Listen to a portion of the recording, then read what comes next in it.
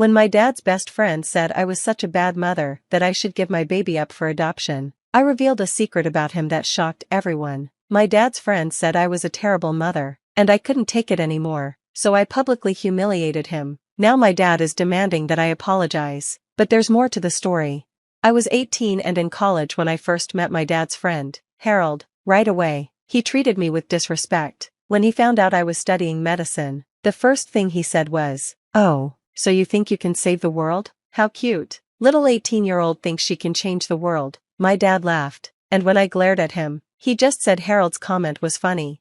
From then on, every time I saw Harold, he would insult me. He made fun of my clothes, called the books I read childish, and even made a rude comment about my past in volleyball, saying I probably only liked it because I could wear tight outfits around boys. My dad never stood up for me.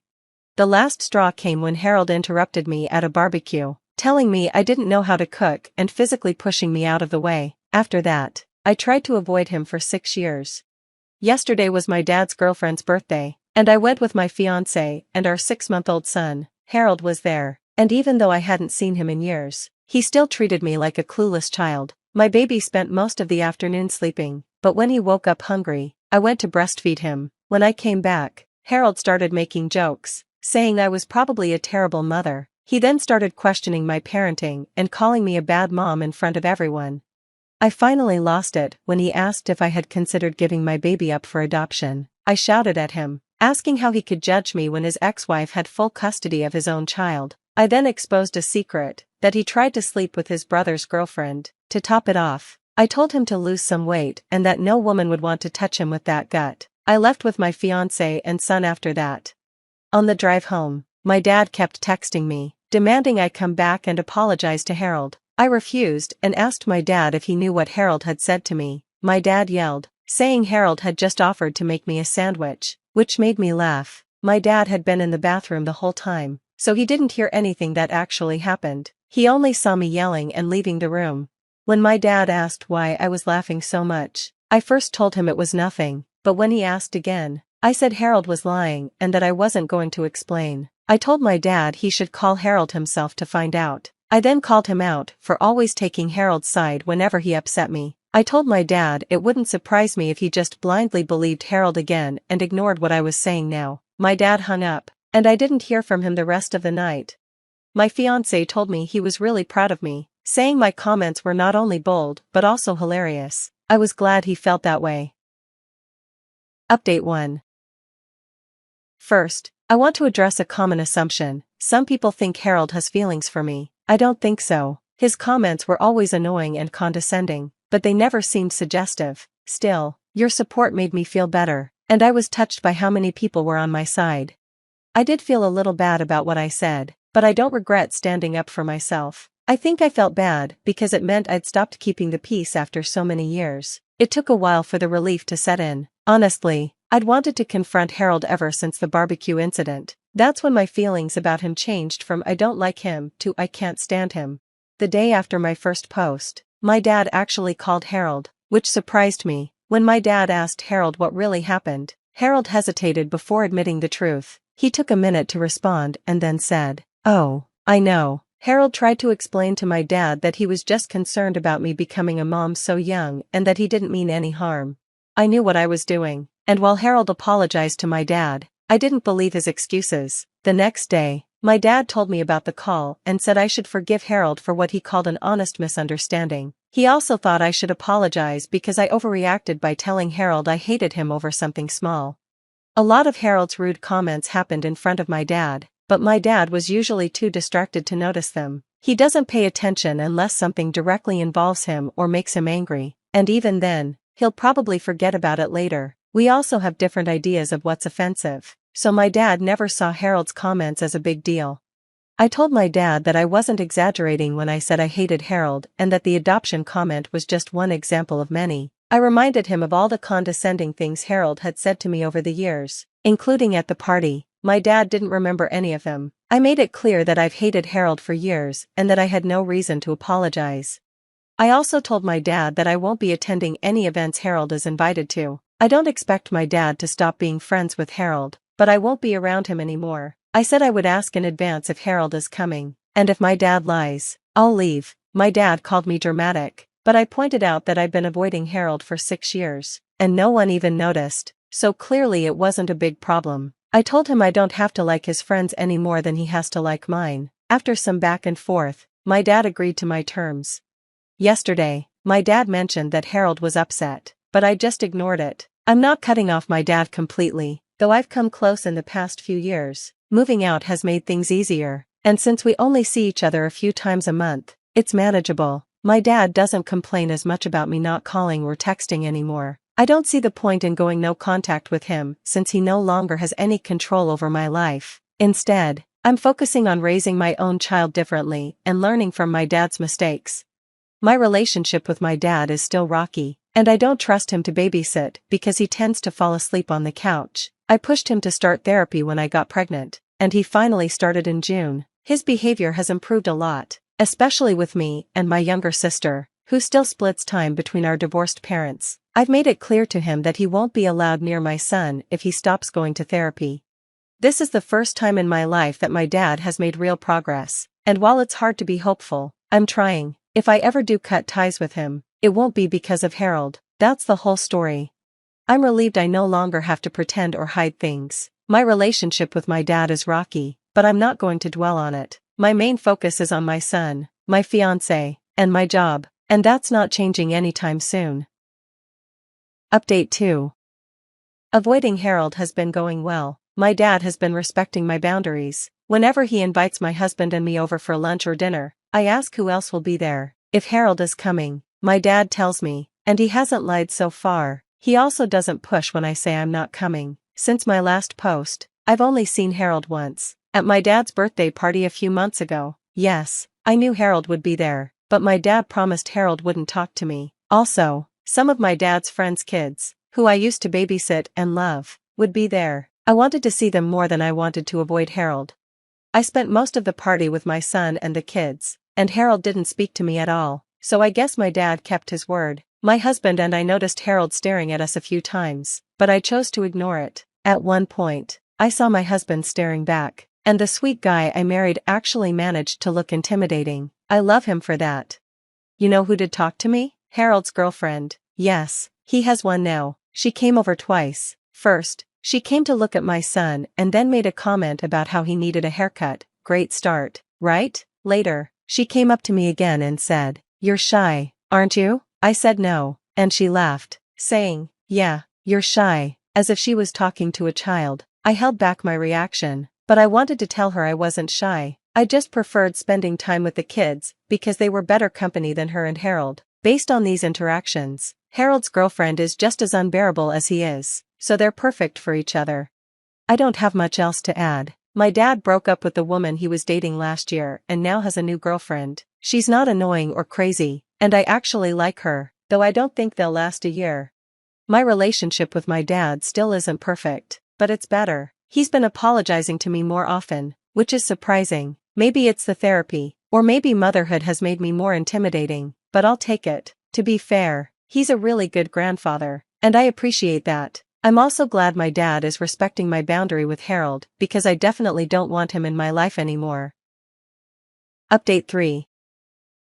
A few months passed, and everything had been going well. My dad was sticking to the boundaries I set about Harold, and I wasn't dreading family events anymore. I'd attend dinners with my fiancé and son, and we'd have a good time without any issues. I really thought I was done with Harold.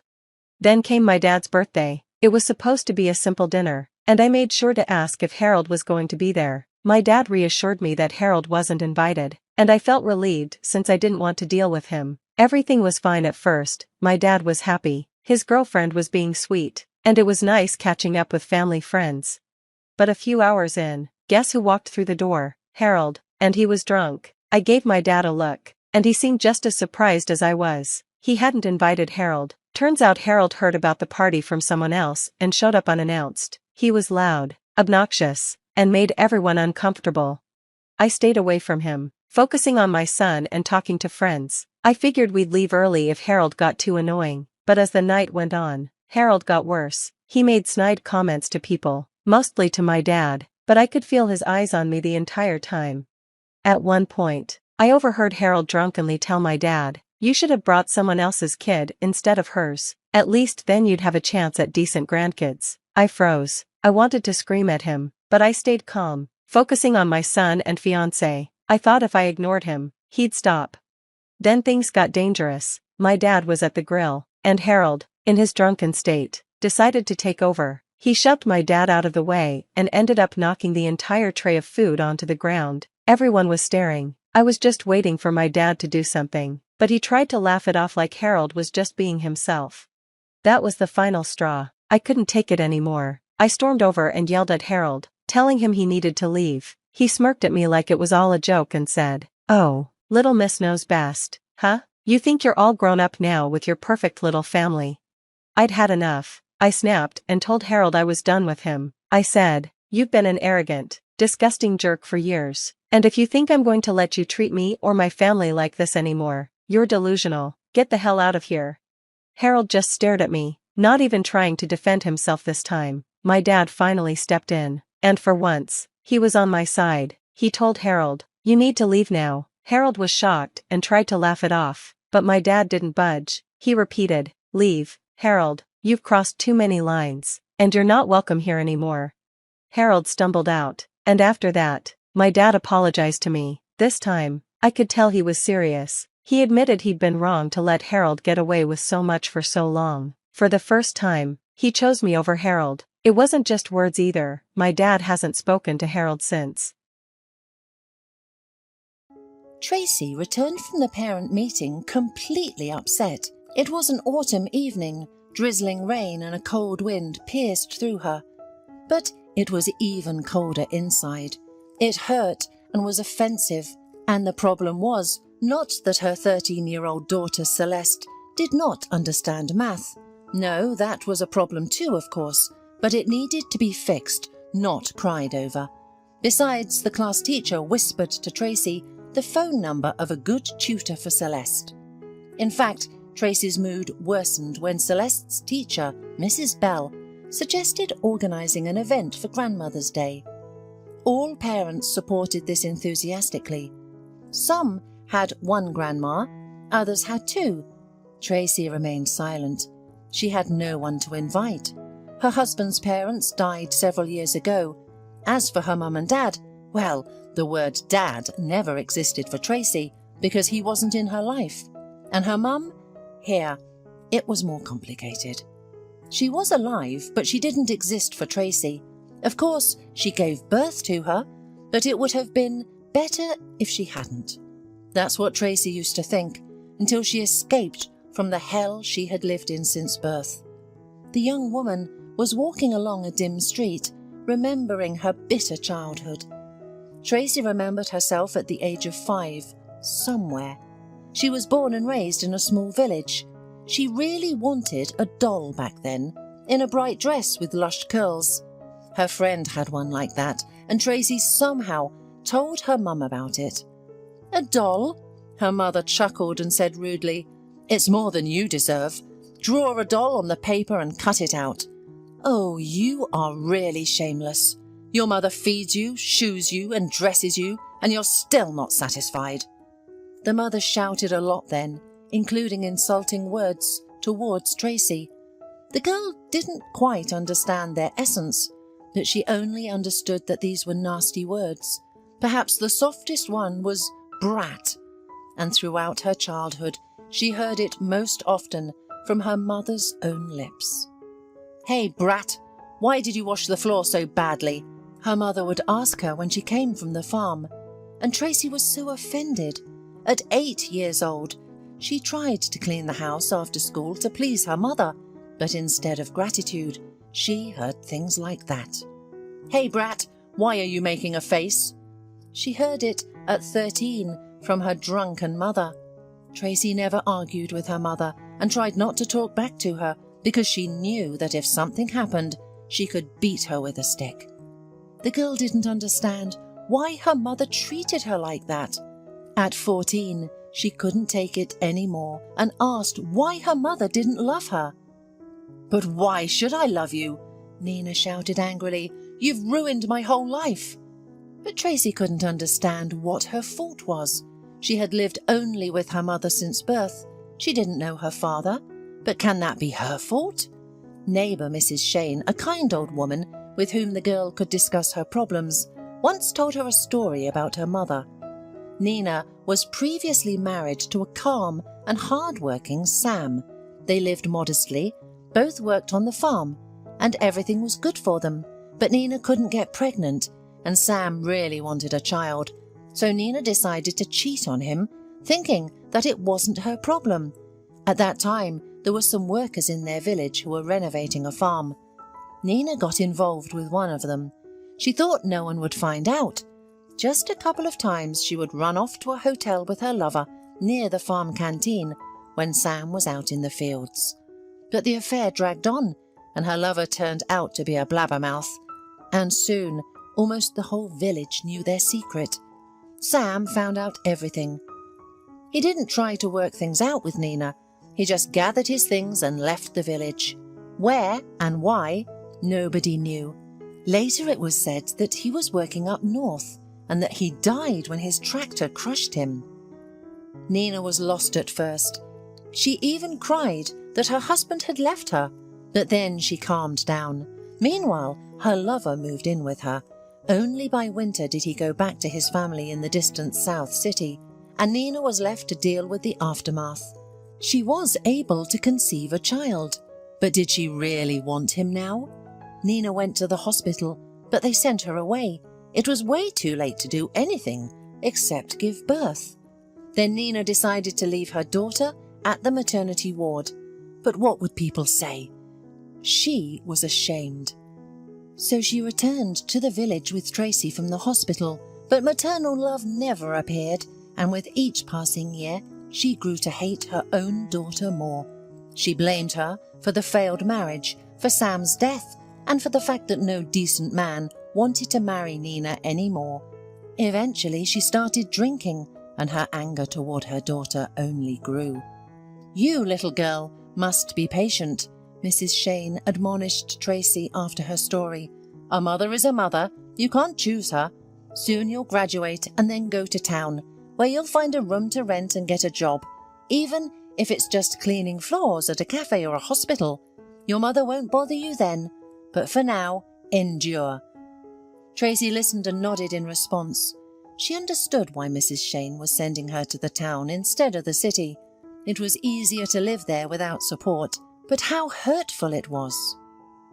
Nina herself made a mess of things, but she blamed her daughter for everything. And maybe Tracy would have taken Mrs. Shane's advice, but one incident changed everything. One summer, Nina brought another boyfriend home who was also her drinking buddy. They drank and had fun in the kitchen, but then the man started shouting at Nina, saying that she was ugly and old and that her daughter was the real beauty. Tracy had just turned 17 at the time. She sat in the next room, huddled in a corner, afraid to move. Hearing these words, Nina got furious. She kicked the man out and then attacked her daughter with her fists. Tracy had dealt with her mother's abuse before, but this time Nina was completely out of control. She hit her as hard as she could. Tracy managed to escape and run to Mrs. Shane. The elderly woman comforted her, and they cried together. That night, Tracy decided to run away from the village. She didn't want to go to the nearest town, as Mrs. Shane had suggested. She knew her mother would find her there and never leave her alone. Tracy wanted to go to the city, especially since she read in the local newspaper at the post office about a recruitment for students, and they provided dormitories. Tracy snuck into her house at night. Hearing her mother snoring, she breathed a sigh of relief. She wouldn't wake up until morning for sure. She quietly gathered her belongings, documents, and went to Mrs. Shane to confess her plans to her. "Oh, you poor thing," sighed the elderly woman. "How will you get to the city, and how will you live there? You don't have any money." "No," admitted Tracy, "but I will try to sneak onto the train. I know people do it that way." "Uh-huh, they do," snorted Mrs. Shane skeptically, said, "and then the police catch them. Well, maybe you'll make it to the city. But Do you have anything to live on when you get there?" "I'll work," replied Tracy. "Yes, but what will you live on until your first paycheck?" said the elderly woman. Then she thought for a moment, sighed and went to her bedroom. She rummaged in the wardrobe for a while and then took out some bills for Tracy. At that time, it should have been enough for a month. "Oh, Mrs. Shane, you shouldn't do it," blushed Tracy. "I should, and I want." Mrs. Shane said it firmly. "Go away from here, my dear. Maybe you can change your own destiny." "Thank you," whispered Tracy emotionally. "I'll pay you back. When I earn it, I'll pay you back." Mrs. Shane smiled gently and shook her head. Early in the morning, Tracy took the scheduled bus to the district town, and from there she took the train to the city. Everything went as planned. She got into school, found a place in the dormitory, and even found a job, cleaning the common areas in the apartment buildings. She only broke one promise. She never gave the money back to Mrs. Shane. The kind-hearted woman died in the fall of that year. Tracy learned about this from her mother, who came to visit her daughter for the first and last time. It turned out that Mrs. Shane had told Nina where Tracy had gone. But Nina came not because she was worried about her daughter. No, she wanted to take Tracy home because she needed free labour to clean the house, look after the chickens in the yard, work in the garden, and do other chores. Fortunately, the school administration, seeing Nina and realising her secret motives, did not give her daughter back. Besides, Tracy firmly decided that she would never return to her mother. She had enough of her mother. Now she was alone and on her own. Yes, it was not easy for her at first in the big city, but Tracy tried her best. She studied and worked. She got a job at a factory after school and rented a tiny apartment with her friend. And then she met Brian, a good guy who worked as a mechanic at the factory. They got married and started living together. For the first time in her life, Tracy felt that she was not alone, and that she now had support and safety in the form of a close person. Tracy and Brian moved to Brian's parents when the factory closed and everyone was kicked out on the street. Brian's parents were just happy that their son and daughter-in-law would live with them. They were good people, and they helped Tracy greatly when their granddaughter Celeste was born. They were like parents to Tracy, and she was totally devastated when they were killed in a terrible accident. A truck crashed into a bus stop and both of them died. A lot of time has passed since then. Celeste had grown up. Brian had found a good job on a construction site, and Tracy herself worked as a salesperson in a grocery store. They led a simple life without luxury, but they were happy and satisfied. The most important things were the love and respect in their family. Tracy never thought that she would become a good wife and loving mother, as she had no role model growing up. But it turned out that way. However, Tracy tried not to think about her mother. All she knew was that Nina continued to live in the same village, drinking and not thinking about her daughter. If anyone asked about Tracy, Nina would cover her with foul language, saying that she was ungrateful and ran away, abandoning her mother. Tracy learned about this from her former classmate Helen, who still lived in the village and was Nina's neighbour.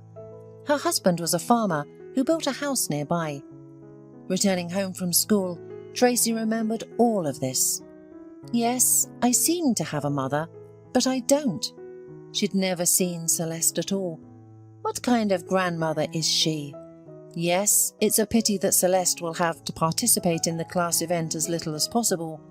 Others will sing songs to their grandmothers or read poems, and Celeste simply had no one to do it. She will be upset. She is very emotional. Brian met Tracy in the hallway, and the most delicious aromas were coming from the kitchen. "We're frying meatballs with Celeste," Tracy's husband announced happily, and he kissed her on the cheek. "Why are you so gloomy? Did something happen at the meeting? Did Celeste misbehave?" "Everything is fine," Tracy said with a sigh. "We just need to do something about math." She decided to tell her husband about the upcoming event later. They had dinner, Celeste ran to her room, and Tracy finally shared her worries with her husband. "Oh, come on," Brian shrugged. "It's not like our daughter is the only one growing up without a grandmother." Mrs. Bell is a wise teacher. She'll find her role. As a leading person, for example. Yes, you're right. Tracy nodded. I'm probably exaggerating everything. You just remembered your story. Brian hugged his wife and stroked her head like a little girl. My girl, forget everything. I'm here. Celeste is here too. And we love you very much. And I love you, Tracy whispered in response. As it turned out, Tracy had worried for no reason about Celeste. She was given the role of host, and the event went great. Although there was a moment when Tracy saw sadness in her daughter's eyes. Celeste knew nothing about Nina or Tracy's childhood because Tracy decided to spare the girl's psyche and only said that she hadn't talked to her mother in a long time. But everything changed on a Saturday evening in November. After a bath, Tracy decided to lie down with her phone and open a social media page. She saw a message from Helen, her former classmate. "Hello, Tracy," Helen wrote. "Your mother had a stroke yesterday and was taken to the hospital. I thought you should know. I found her on the street and called an ambulance. The doctors said she'll live, but you know that after such an illness it takes a long time to recover." "Well, let her recover," whispered Tracy. "What are you whispering about?" mumbled a sleepy Brian. "Are you chanting some mantra or what?" "If only," sighed Tracy, explaining what was happening. "We have to visit her, unexpectedly and decisively," said Brian, as if waking from a dream. "Tracy, she's your mother." "A mother who hated and treated me like a stray dog?" bitterly said Tracy. "Brian, I can't forget anything, and I can't forgive her either." "I understand it's difficult, but what else can we do?" "Helen said there's no threat to her life. She'll recover and start drinking again," angrily said Tracy. "What's going to happen to her?" "And if she doesn't recover?" her husband asked cautiously. "Tracy, we should look after her, so we don't blame ourselves later." "I won't even think about it," grunted Tracy, and turned back to him, trying to fall asleep. But sleep wouldn't come. She remembered her childhood, offences and insults. Could something like that be forgiven? For the following days and weeks, Tracy stubbornly pretended that nothing had happened, although thoughts of her mother and how she was doing didn't let her rest. Helen regularly wrote, telling her that Nina was still in the hospital. Brian asked about the news, but Tracy made excuses, saying that she was still in the hospital. And then Helen wrote that her mother had been discharged. "Tracy, I understand that you have difficult relationships with your mother and that you have reasons not to love her, but she's still your mother," wrote Helen. "You should see her now. She can barely walk and she speaks with difficulty, and it's already winter outside. We, the neighbours, are helping her as much as we can.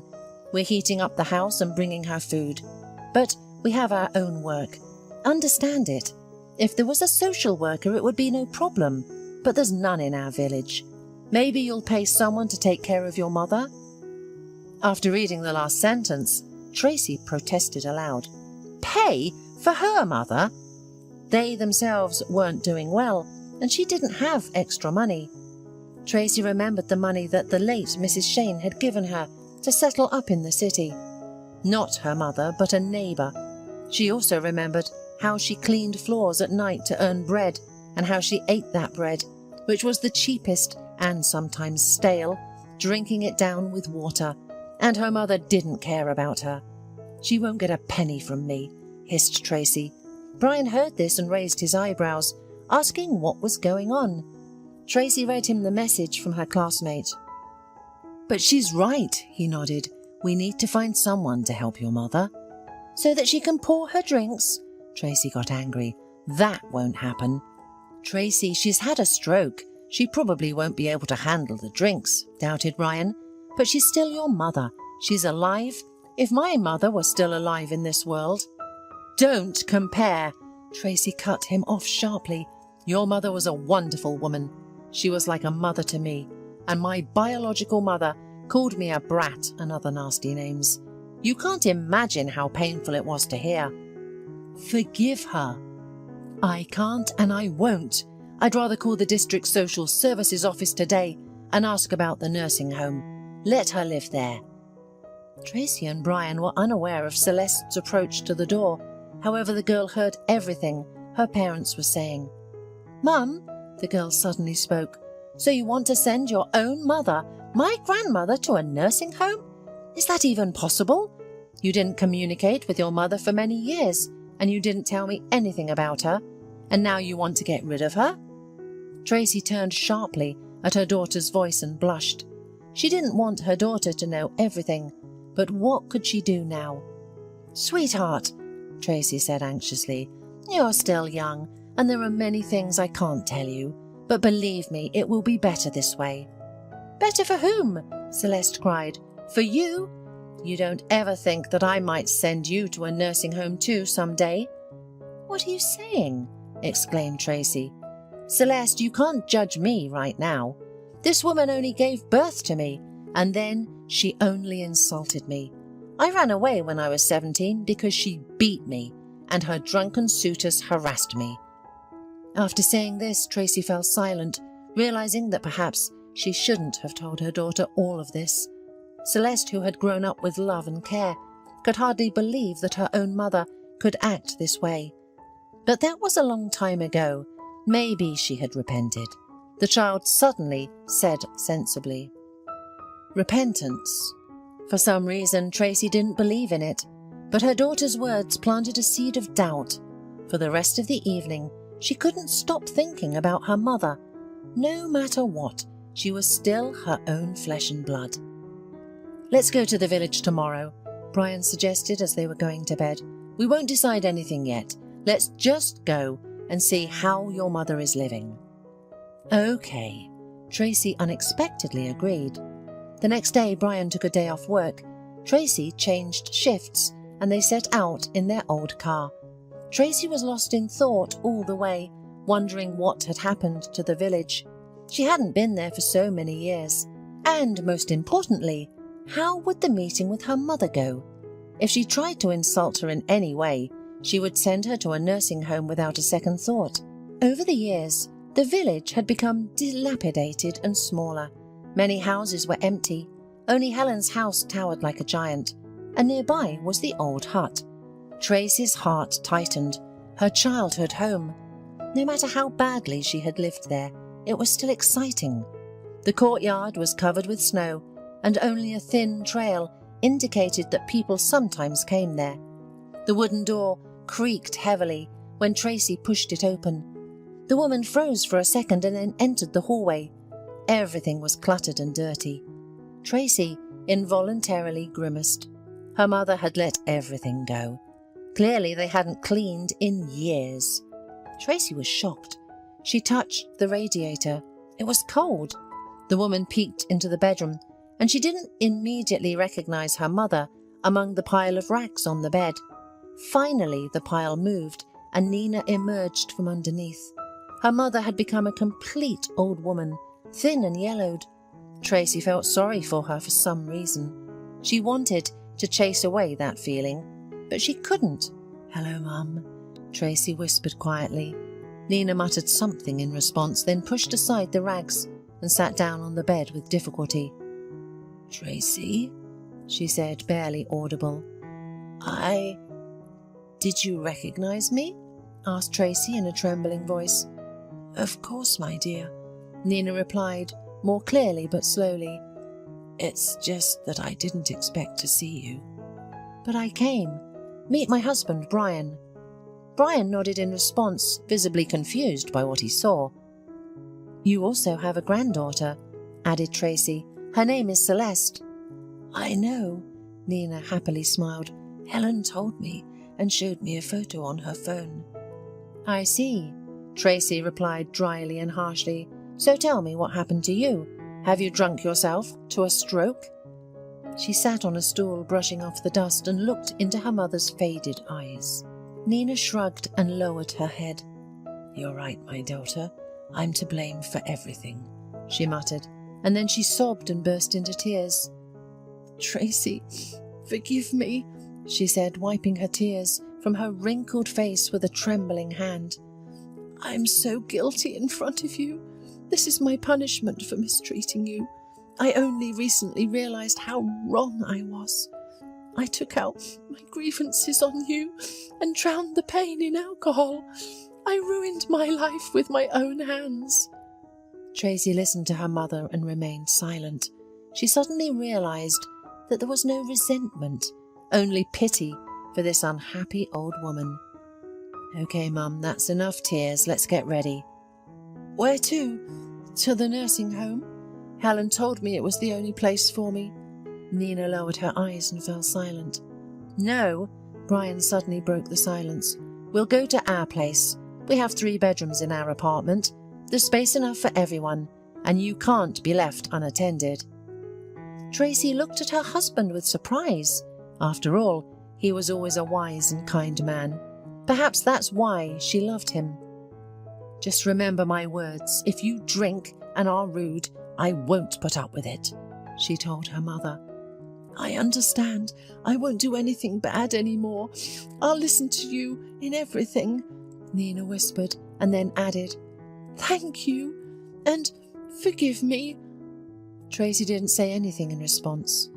They collected Nina's meagre belongings with Brian, put the old woman in the car, locked the door to the house, and set off for the city. Tracy drove, occasionally glancing at her silent mother in the back seat, and realised that she was doing everything right, as a human being should. There is a time for everything in life. Yes, not everything can be forgotten, but you have to learn to be wiser. Tracy closed her eyes. Ahead was the road home, and then a long journey of forgiveness. Rob sat by the window, absent-mindedly staring at one point. Today marks a year since his beloved wife Lynn passed away, and he still couldn't believe it. A sudden heart failure ended the life of the young woman and became a real tragedy for Rob. Memories didn't give him peace, and every time took him back to the happy times when they were together. Rob met Lynn right after his graduation from medical school. This chance encounter in the park turned the young man's measured life upside down. Lynn came from a village to conquer the city, dreaming of becoming a fashion designer. For now she worked as a seamstress and rented a tiny apartment on the outskirts. Rob's heart melted from the kindness, tenderness, and genuine sincerity of the provincial beauty. They only talked for a week, but Rob, falling in love like a boy, realised that Lynn had completely captured his thoughts. After several meetings, he proposed to her. The couple lived soul to soul for 8 years. The only thing that upset the young family very much was the absence of children. The cause of infertility remained unknown until the end. Just after the wedding glasses rang, the newlyweds were already dreaming of 2, or better yet 3 children. But it didn't happen. Examinations and treatment in clinics did not give results. Despite everything, Lynn and Rob did not lose hope. They also dreamed of their own house by the lake, spacious and cosy. All hopes and dreams collapsed when Lynn's heart stopped. And Rob was not at home then. He was not even in the city. The young doctor had been on an internship abroad for almost a year. Video calls with his wife didn't stop for a day, but the distance between them played a cruel joke. It became even more painful to think that Lynn never complained about her health. And as they say, nothing foreshadowed trouble. With the death of his wife, Rob was left only with warm memories and, of course, photos where they were both alive and looking at each other with loving eyes. The man returned to the photos on his phone every day and couldn't get enough of them. Every shot seemed infinitely familiar and priceless to him. Rob had long wanted to create a large album of their family photos with Lynn, as in the old good times. Finally today he decided to start this. First he needed to select the best photos for the album. Rob turned on the old laptop that Lynn liked to spend time with and began to upload photos from his phone to the screen. Suddenly, in the corner of the screen, he accidentally noticed a folder called Favourite Moments, created by his wife. He opened it and was stunned. He had not seen these shots before. Rob seemed to relive the touching moments in which he and Lynn were captured. "Thank you, dear, for everything," he whispered. Suddenly the man came across a strange shot where his wife was sitting on the bed, holding a large children's toy car in her hands. "Oh, that's unexpected. We don't have children's toys, although we really dream of having a child in our family. Well, maybe she went to a friend's birthday who has a child and bought a toy for the occasion," Rob guessed. Looking closely at the image in the photo, he noticed a sheet of paper lying on the edge of the bed. He zoomed in and saw that it was not just a sheet, but a photo of a little boy. Strange. Why did she need this? Rob wondered. The next shots made him shudder, and a lump rolled to his throat from suddenly overflowing tears. In one of the photos, Lynn was not alone, but with a young man, and in another photo they hugged, standing together with the same child as in the previous photo. Did Lynn have a second family, and did she hide it from me? I can't believe it, Rob exclaimed in frustration. He closed the laptop in despair, unable to look further. He couldn't sleep at night. A feeling of bitterness and incomprehension had robbed Rob of his peace. It was only in the morning that he was able to forget. He dreamt of Lynn. At first she was in his arms, but then she turned into a bird and flew away. Rob woke up with a broken heart and a headache, unable to think of anything else but yesterday's photographs. Rob and Lynn had always had a golden rule, never to pry into each other's personal belongings. Even after Lynn's death, Rob didn't allow himself to break the established tradition. Lynn's things remained in their usual places. However, curiosity and emotional turmoil didn't allow Rob to calm down. In the end, he couldn't resist and opened the drawer of the writing desk where Lynn kept her personal documents. It was hard for him to look at things that her delicate hands had once touched. He didn't even realize how he would live without his beloved. This pain was sharper than a razor and unlikely to ever dull. Unexpectedly, among the other documents, a child adoption form caught his eye. "Oh my God, what is this?" Rob exclaimed. Lynn never mentioned adoption. They still had hope of having their own child, and everything would have worked out if... A wave of despair washed over Rob.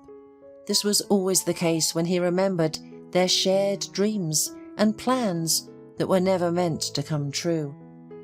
One thing Rob knew for sure was that Lynn would never have made an important decision alone. All questions concerning the two of them were decided together, but something made Lynn sign the adoption form. "What should I do? How difficult it is without you, Lynn, but I must find out everything." Rob's heart told him that his wife was going to tell him something important, but she didn't have time. Adoption, where could it be? Rob wondered.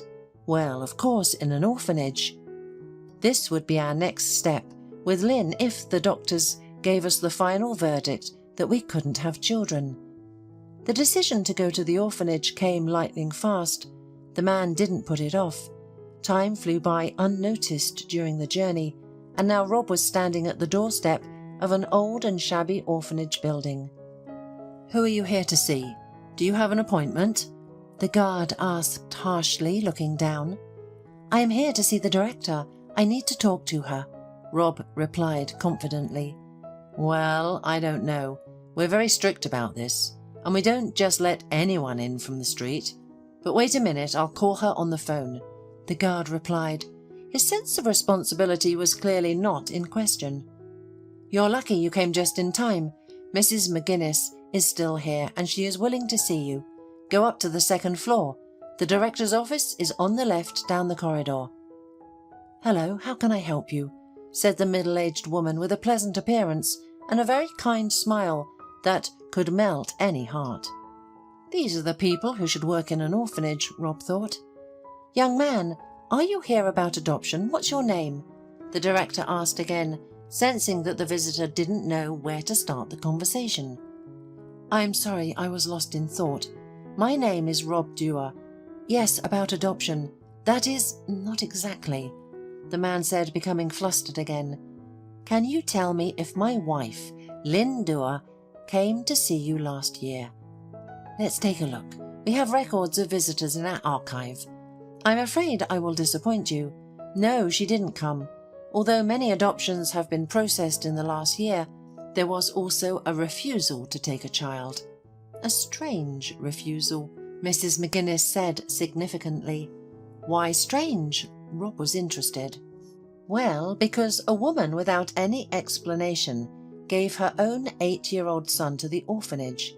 Usually we get refusals from maternity hospitals, children from troubled families or children whose parents die or died under different circumstances.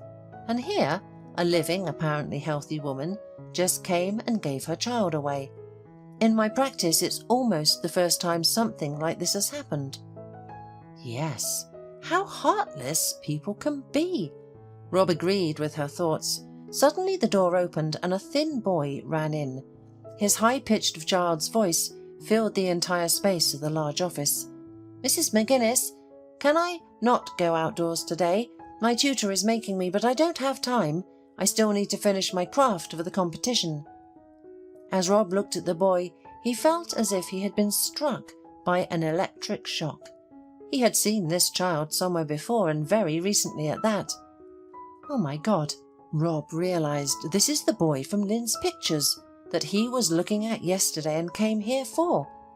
Rob was so lost in thought that he didn't notice the boy approaching him and staring at him with big grey eyes. Suddenly the boy asked, Are you my dad by any chance? Rob wasn't expecting such a question and was completely lost, not knowing how to answer. Cody, go to your room. You can't interfere in adult conversations. Okay, I'll allow you to skip the daytime walk today.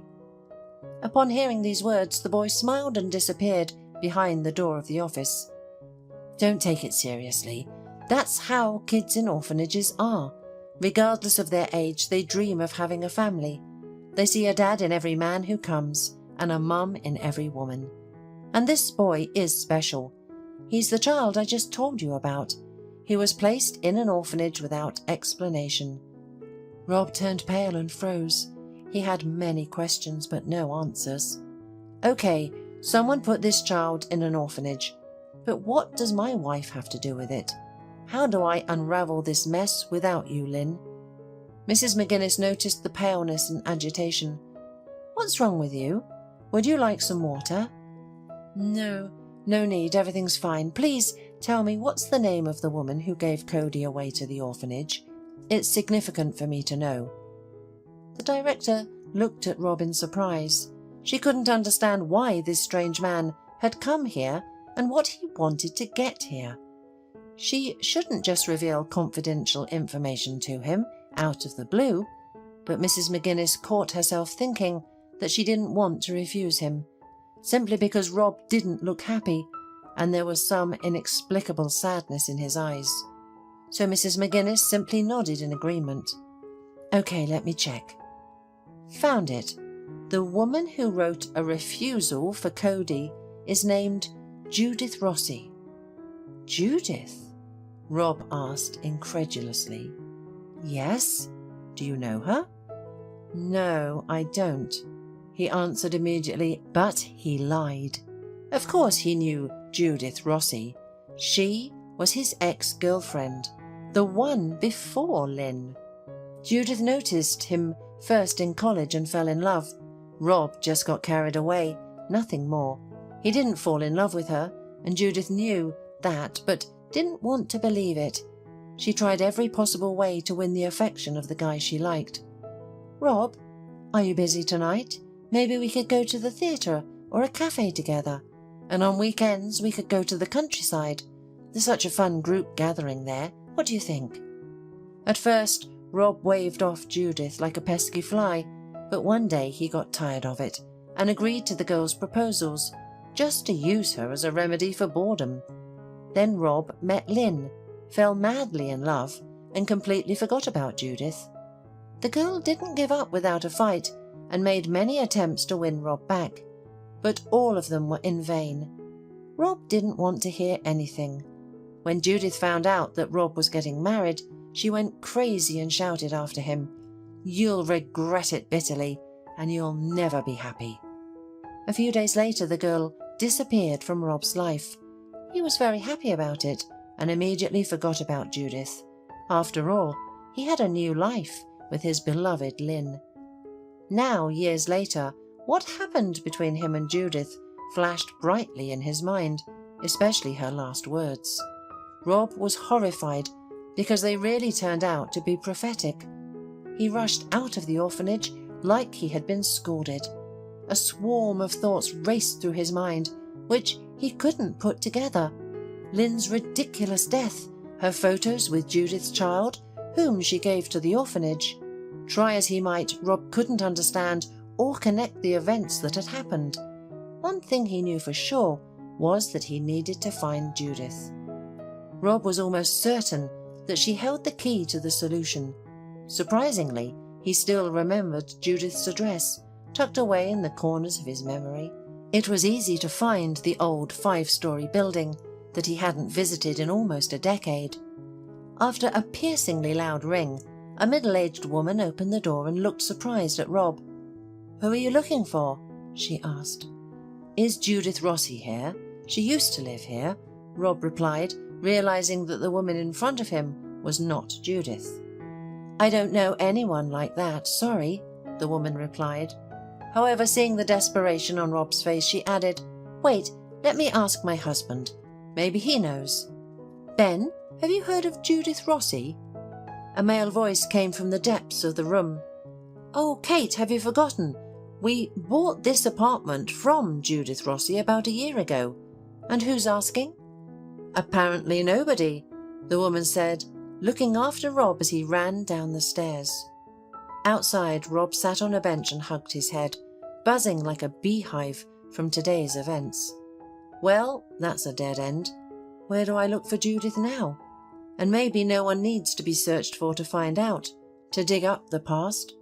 Why, Lynn won't come back anyway. Yes, that's exactly what needs to be done, thought Rob. In a depressed mood, he returned home. Earlier, Lynn's cheerful laughter could be heard here, and the house was filled with comfort, warmth, and happiness. And now, what? Emptiness. The grey walls and ceiling pressed on Rob with terrible force. He collapsed weakly on the couch and immediately fell asleep. Lynn appeared in his dream. They were walking toward each other. Lynn was so beautiful in a long sky-blue dress, walking through a field strewn with wild flowers. She took a little boy by the hand. When Lynn reached Rob, she whispered only one word to him: "Don't give up." And then the girl disappeared, turning into flowers in the field. Rob woke up immediately and said to himself, "I won't give up, I promise, and it seems like I know what to do." He remembered his classmate, Sasha, who had dreamed of working in the police since school, and now he was a detective on especially important cases. That sign was on the door of the office where Rob went, not for service but for friendship. Sasha gathered the necessary information which, to put it mildly, surprised. Instead of the address of Judith's residence, he received information about her death from cancer about a year ago. Around this time, Judith gave her child to an orphanage. Rob also learned that Judith had an older brother named Peter, who was convicted of a series of thefts, served his sentence and lived in a settlement outside the city, and he was probably the only person who could tell what happened. Rob had no doubts about whether to go to Peter or not. The decision came on its own. He just took a ticket on the nearest train and went to the village. Peter's house was solid and strong, with a red roof, standing out from a row of identical grey houses. Rob stopped near the entrance to the house and looked at it curiously. "Do you like it?" A rough masculine voice was heard behind Rob. "I built it all with my own hands." Rob turned around and saw an unshaven, casually dressed man who did not look very friendly. "What are you standing there for, shifting from foot to foot? Come into the house if you've come," he said. "Yes, actually," Rob stuttered hesitantly, embarrassed by such a greeting, but followed the owner into the house. "Who are you?" Peter asked as soon as Rob crossed the threshold of the house. "I'm Rob." "Who?" Peter rudely interrupted him. "So you're the one who ruined my sister's life. You deceived the girl and left her. And you framed your wife, Lynn. I wanted to hate her at first, but I couldn't. She turned out to be a good person, but she didn't get what she deserved. And now, what brings you here? Do you want to mess with me? Of course you're happy with your life. You bathe in happiness, and I'm all alone, with a certificate from prison. No mother, no father, not even a sister. Get out of here." "I have no happiness. I had it, but now it's gone. Lynn died," Rob cried out in a strained voice. "How did she die? Did Judith's curse work? And where is Cody?" Peter turned sharply. Rob's face changed at these words. "Which curse? What Cody? What are you even talking about?" Peter looked puzzled at Rob. "Lynn didn't tell you anything, right? Maybe she didn't have time. Let's go to the kitchen, pour some drinks and talk," Peter said. "I don't drink," Rob refused. "It's okay. Today you will," insisted the man. "If they didn't tell you, then I will. I'll open your eyes so that life doesn't seem so rosy. Judith messed up a lot and drove herself to the grave, but you're still guilty of everything." Peter emptied his glass of whiskey, bit into a piece of black bread and continued. "When you left Judith, she completely lost it. She found a black magician and asked him to curse your family. She believed in this nonsense so much. She didn't want you to have children and dreamed of getting rid of your wife to take her place. She gave all her money to this charlatan. She even had to sell the car and take out loans. But it didn't bring her any happiness. She realized she was pregnant after your affair. She struggled penny by penny and worked as a cleaner and a janitor. I was in prison all that time, doing time, and couldn't help her in any way. I paced like a caged tiger, unable to escape." Rob listened, sometimes paling and sometimes blushing, and he couldn't believe that this was happening to him. Apparently the curse worked. They had no children with Lynn, and Lynn died suddenly as if someone had cursed her. Tears filled Rob's eyes. He poured whiskey into a glass and drank it in one gulp. "God, why? I didn't promise her anything. And Judith knew I didn't love her," he said. "Is her child really my son?"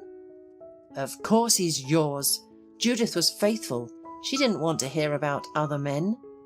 And if you didn't love her, why did you sleep with her and just use her? And when she became unnecessary, you threw her away. That's what you got for everything." Seeing Rob's terrible condition, Peter added, "When Judith tried to punish you, she also punished herself. Suddenly she got sick and it turned out to be cancer. According to the doctor's prognosis, she had 3 months to live, but she lived for 6. We have no relatives, so not wanting to leave the child at the mercy of fate, Judith gave him to the orphanage. But her conscience ate her up. It's not godly to get rid of a child with a living father.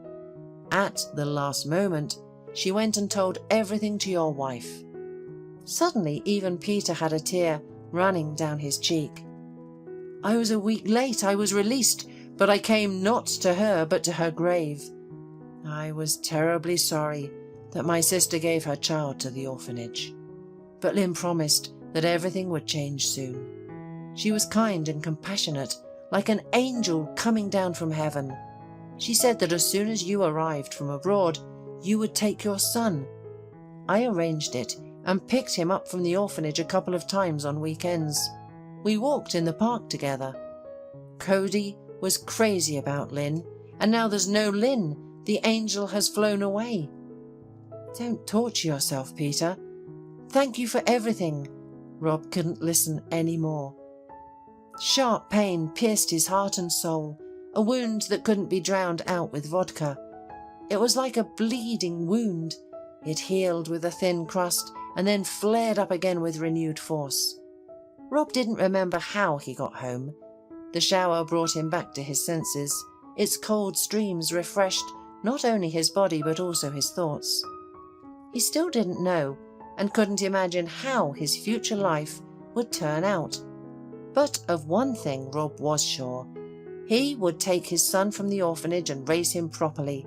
That's what he wanted, and that's what Lynn wanted. Today he dreamed of his beloved again, but for the first time it was a happy dream. They walked together holding hands and smiling at each other. The next day Rob returned to the orphanage to see his son. "Cody," he called out to the boy, who was standing alone in the hallway by the window. The boy turned around and ran up to him. "I knew you'd come back, Daddy." The child's admission was the greatest reward Rob could ask for. He hugged his son tightly, and the boy hugged him so tightly that it seemed impossible to let go. So, we'll live, Rob thought. Travis Doe felt his eyes slipping shut. The boy yawned and put his hands under his head, getting comfortable on the piled-up carnival costumes. He didn't fight the pleasant feeling, falling into a warm, soft, feathered dream. His drowsy thoughts turned to the Santa Claus coat hanging somewhere in the wardrobe, left by their physical education teacher after yesterday's rehearsal. The coat could serve as a blanket, but he was too lazy to get up. The boy was in his usual place, a small room behind the assembly hall. While the school ensemble preferred to rehearse on stage or in the sports hall, this room was where the little artists changed clothes, practiced their roles, applied makeup, and waited for their time while peeking at the ongoing performances. Travis often stayed in this den after school to wait for his mother, Helen, the new music and culture teacher. She had been tasked with producing the holiday play and its musical accompaniment. For as long as Travis could remember, his mother adored participating in all school events, staying up late, working on scripts and planning costumes. This year, she tried to convince Travis to audition, but he refused. Already unpopular with some of his classmates, so that he wasn't about to speed-run his social elimination by playing a wolf or bunny in the school matinee. Travis yawned again and turned onto his side, tucking his hand under his cheek. His secluded, dark corner smelled of wood shavings, cardboard and paint, remnants from the senior students' recent work on New Year's play decorations. His mother had conceived a New Year's fairy tale based on The Wonderful Wizard of Oz. In her adaptation, Dorothy and her dream team journeyed not to Emerald City, but to New Year's Land, seeking a festive mood stolen by an evil sorceress. With rehearsal still 2 hours away, Travis had time to sleep. He could have used the time productively, doing homework or studying for tomorrow's chemistry test, but sleep felt more urgent now. Just then the big door to the assembly hall creaked and groaned. Footsteps indicated 2 people entering. "Looks like we're first," a girl's voice said. "You stay here, please, then we'll go home." The boy's drowsiness vanished. He opened his eyes sharply, restraining himself from jumping up. The familiar voice made his heart race. It belonged to Brenda. Travis fidgeted, unconsciously touching his cheekbone, where a whimsical green frog band-aid covered a fresh wound. Brenda had applied it to him during the long break today, explaining, "I always carry a first aid kit because my little brother's always getting hurt. Sorry, but he only likes cartoon band-aids. And we're out of Spider-Man. Just frogs and unicorns left." Travis had only managed an awkward shrug in response. Brenda had been so close he could have counted her eyelashes and spotted the light freckles on her cheeks, if he had dared to meet her eyes. Instead, he focused on the butterfly-like touch of her fingers on Travis's burning skin. Her fingers were slim and musical, cool and gentle. She smelled of fruity shampoo with a hint of school cafeteria. "That's it. Now you're good as new. Try to avoid fights, okay? Your mum would worry." Brenda had sighed, shaking her head. Travis gently touched the bruise. "Thanks," he nodded, still avoiding her gaze. "I'll tell her I fell at a physical training lesson. Again." The boy's confused expression betrayed how unconvincing this excuse had become. Since transferring to the new school, he seemed to have forgotten how to stay on his feet, regularly sporting black eyes. Brenda laughed. "Do you think Mrs. Doe believes that you're clumsy? Our gym teacher practically worships you. You're his best athlete. I bet Mr. Neville's New Year's wish will be for you to join the athletics team." She shook her head while putting away the first aid supplies. "You know, that's why all our guys are upset. Nobody likes being outperformed on all fronts." "Well, they'll have to get used to it," Travis snapped, unable to contain himself any longer.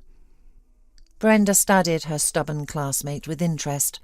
Travis had transferred to their class in September after his parents' divorce, when they sold their large apartment and went their separate ways. Travis's mother took a flat in a decent residential neighbourhood. It was smaller but cosy, with everything one could need nearby, from a supermarket and clinic to a school and beauty parlour. Helen Doe was sure that the move and change of scenery would be good for everyone. At first it was. Travis, while renovating his room, distracted himself from thoughts of his father's betrayal. The man had been living with 2 families for 2 years, and even had a small child there. Then September came, a time to go to a new school. Nothing foreshadowed trouble. Travis was handsome, cheerful and athletic. He played guitar, enjoyed basketball and studied well. Yet in the new school, such a talented guy wasn't welcomed by everyone. While the girls immediately noticed the newcomer, the boys began grinding their teeth, perhaps from jealousy, perhaps something else. Do high school boys really need a reason to fight? At that age, boys were like walking cans of petrol. Strike a match, say one wrong word, and flames burst out. Paul, the unofficial leader of the class, became Travis's main rival. Like a pack leader sensing competition, he began going out of his way to prove his superiority. Initially, Travis ignored his classmates' ridicule and antics, seeing them as childish and beneath his attention. But recently, Paul had managed to find Travis's weak spot. Travis's Achilles' heel became his mother, who was a music and culture teacher at his new school. The boy deeply loved her. She was a wonderful woman and a marvellous teacher who genuinely loved children and her work. Moreover, Mrs. Doe was young and stylish. No wonder high school students never missed world art culture lessons. Sometimes, though, they crossed boundaries. Paul would make crude jokes about the teacher. What started as hormone-driven teenage pranks escalated when Travis made a serious mistake. Upon hearing Paul discussing his mother, he attacked his classmate with his fists. Despite the beating Paul received, he didn't stop. Having discovered how to provoke the usually level-headed Travis, he began mentioning his mother more frequently. Today, after the world art culture lesson, Paul loudly commented about Mrs. Doe's new buttoned dress and his desire to undo it. Travis, walking behind, shoved his classmate hard, and the usual fight unfolded. The girls separated them.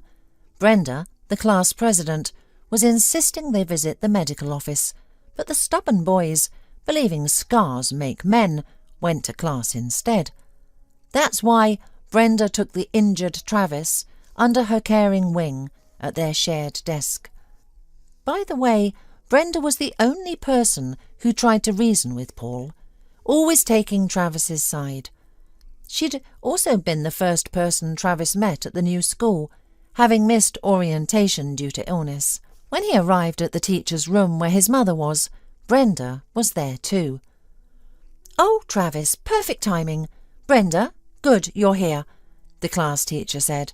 "Travis is new to your class. Take him along, show him around, give him a tour." Brenda turned, studying the newcomer with interest. That's likely when it hit Travis.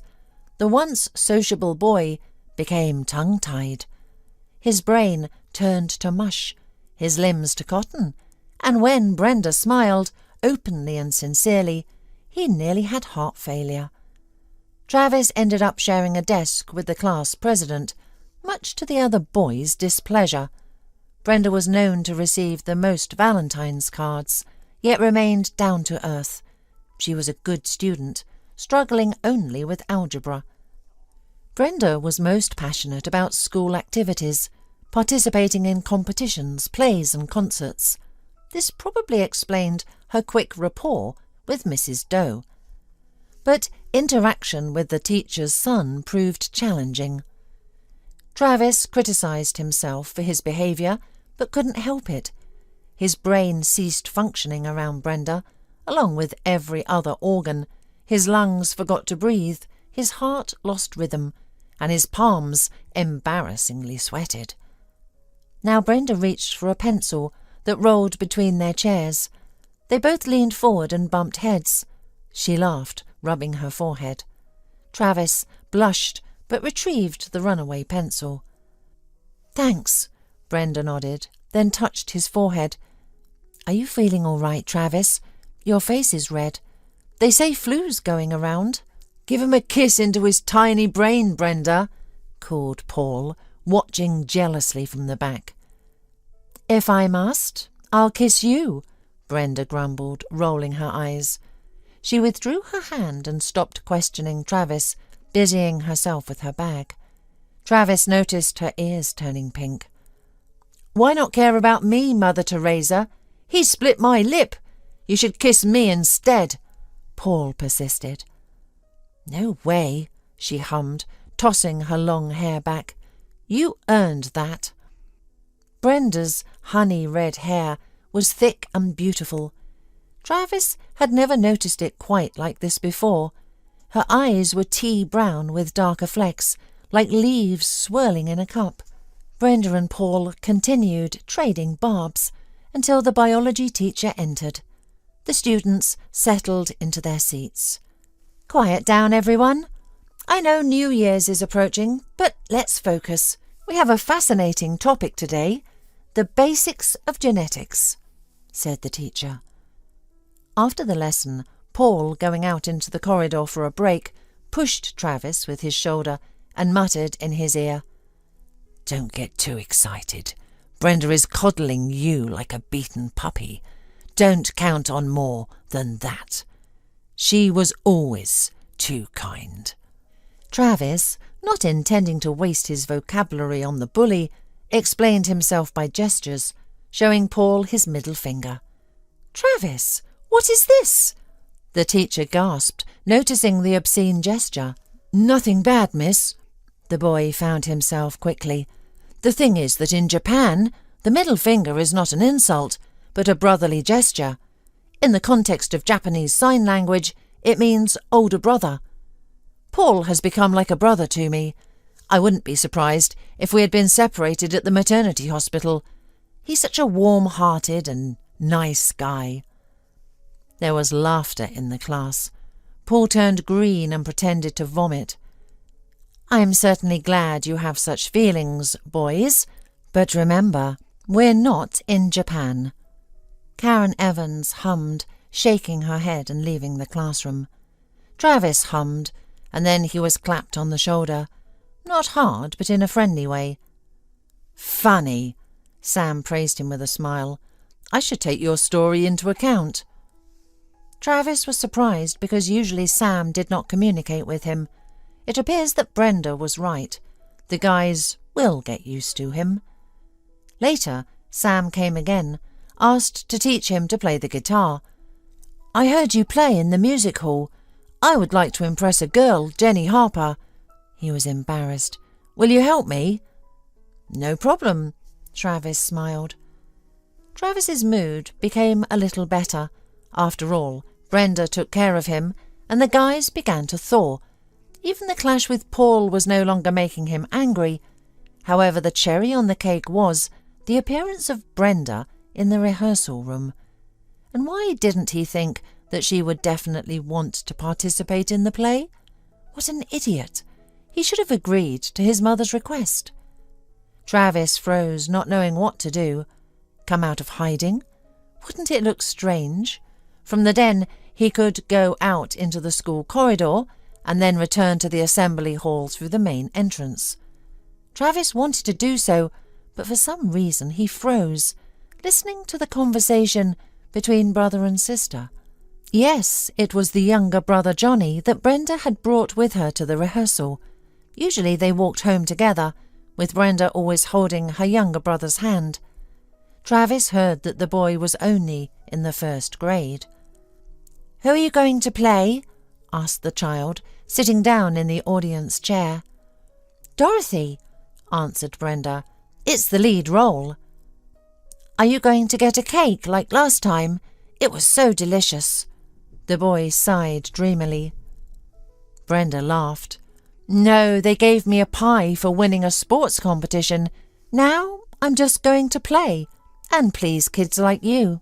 It appears that she tickled her brother because Johnny giggled and then asked for mercy. "And is Christmas Eve coming soon?" the boy persisted. "Only a week left, just a little bit more." "Really? But we don't have a Christmas tree." The little boy was frightened.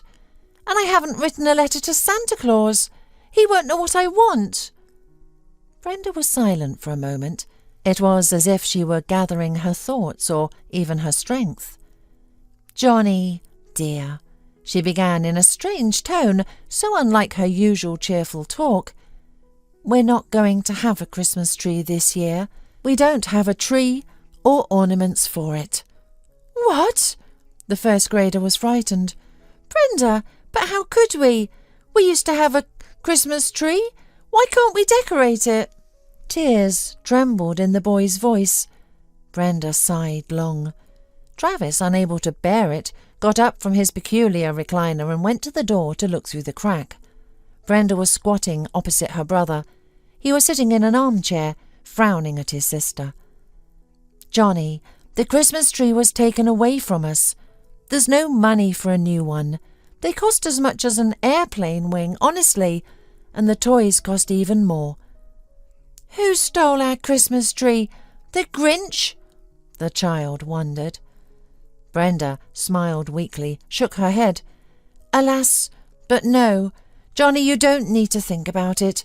You are small. You will not understand yet." Travis thought about it. His mother made him drag a huge artificial fir tree and heavy boxes with toys and decorations to their new flat. She simply adored New Year's Eve. He remembered how he had complained that the tree was too big and wouldn't fit in their new flat. "There's always room for a Christmas tree," Mum had parried then, smiling broadly. Meanwhile, the little boy sniffed. "No, I'm adult. Who took our Christmas tree? Tell me, please." Brenda scratched the back of her nose, then confessed, "But don't talk to Mum about it, okay? Remember, when Dad's sister came to visit us, Aunt Ira, well, in general, when a person goes to heaven, some relatives start dividing his things," she cautiously explained. Aunt Ira declared that the toys belonged to their parents, so they were hers. Although there were a lot of Mum's toys, and she and Dad had chosen the Christmas tree together, but Mum didn't fight with her. She didn't even know that Aunt Ira had taken everything from the attic. In the girl's voice trembled resentment and pain. "Brenda, but without a Christmas tree?" "Wrong. And where will Santa put our presents?" the boy asked with trembling voice. "Nowhere, Johnny. This year we'll do without presents," Brenda answered deadly. "Have I behaved badly?" Johnny was scared. "No, of course not. You're an excellent boy. Just not always do miracles happen with good people. They only happen in fairy tales, and you and I grew out of them, you know? And for you, this year, we decided to ask Santa for clothes. Your jacket is too small for you, as well as your winter trousers. You're growing up fast." "No!" The child stubbornly stuck out his lip. "I'm only 7 years old. I'm still a little boy. I want to write a letter. I want a Christmas tree. I want to decorate it like we used to. It was so much fun. Remember?" "Like we used to," Brenda burst out. "We used to dress it up with Daddy. Johnny, but Daddy's not coming back. He's in heaven." Travis felt a prick in his heart.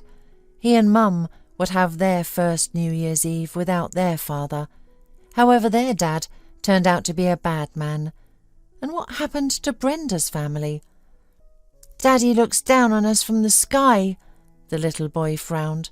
"He'll be offended if we didn't put up the Christmas tree. He loved the holidays, and he always said I should believe in miracles.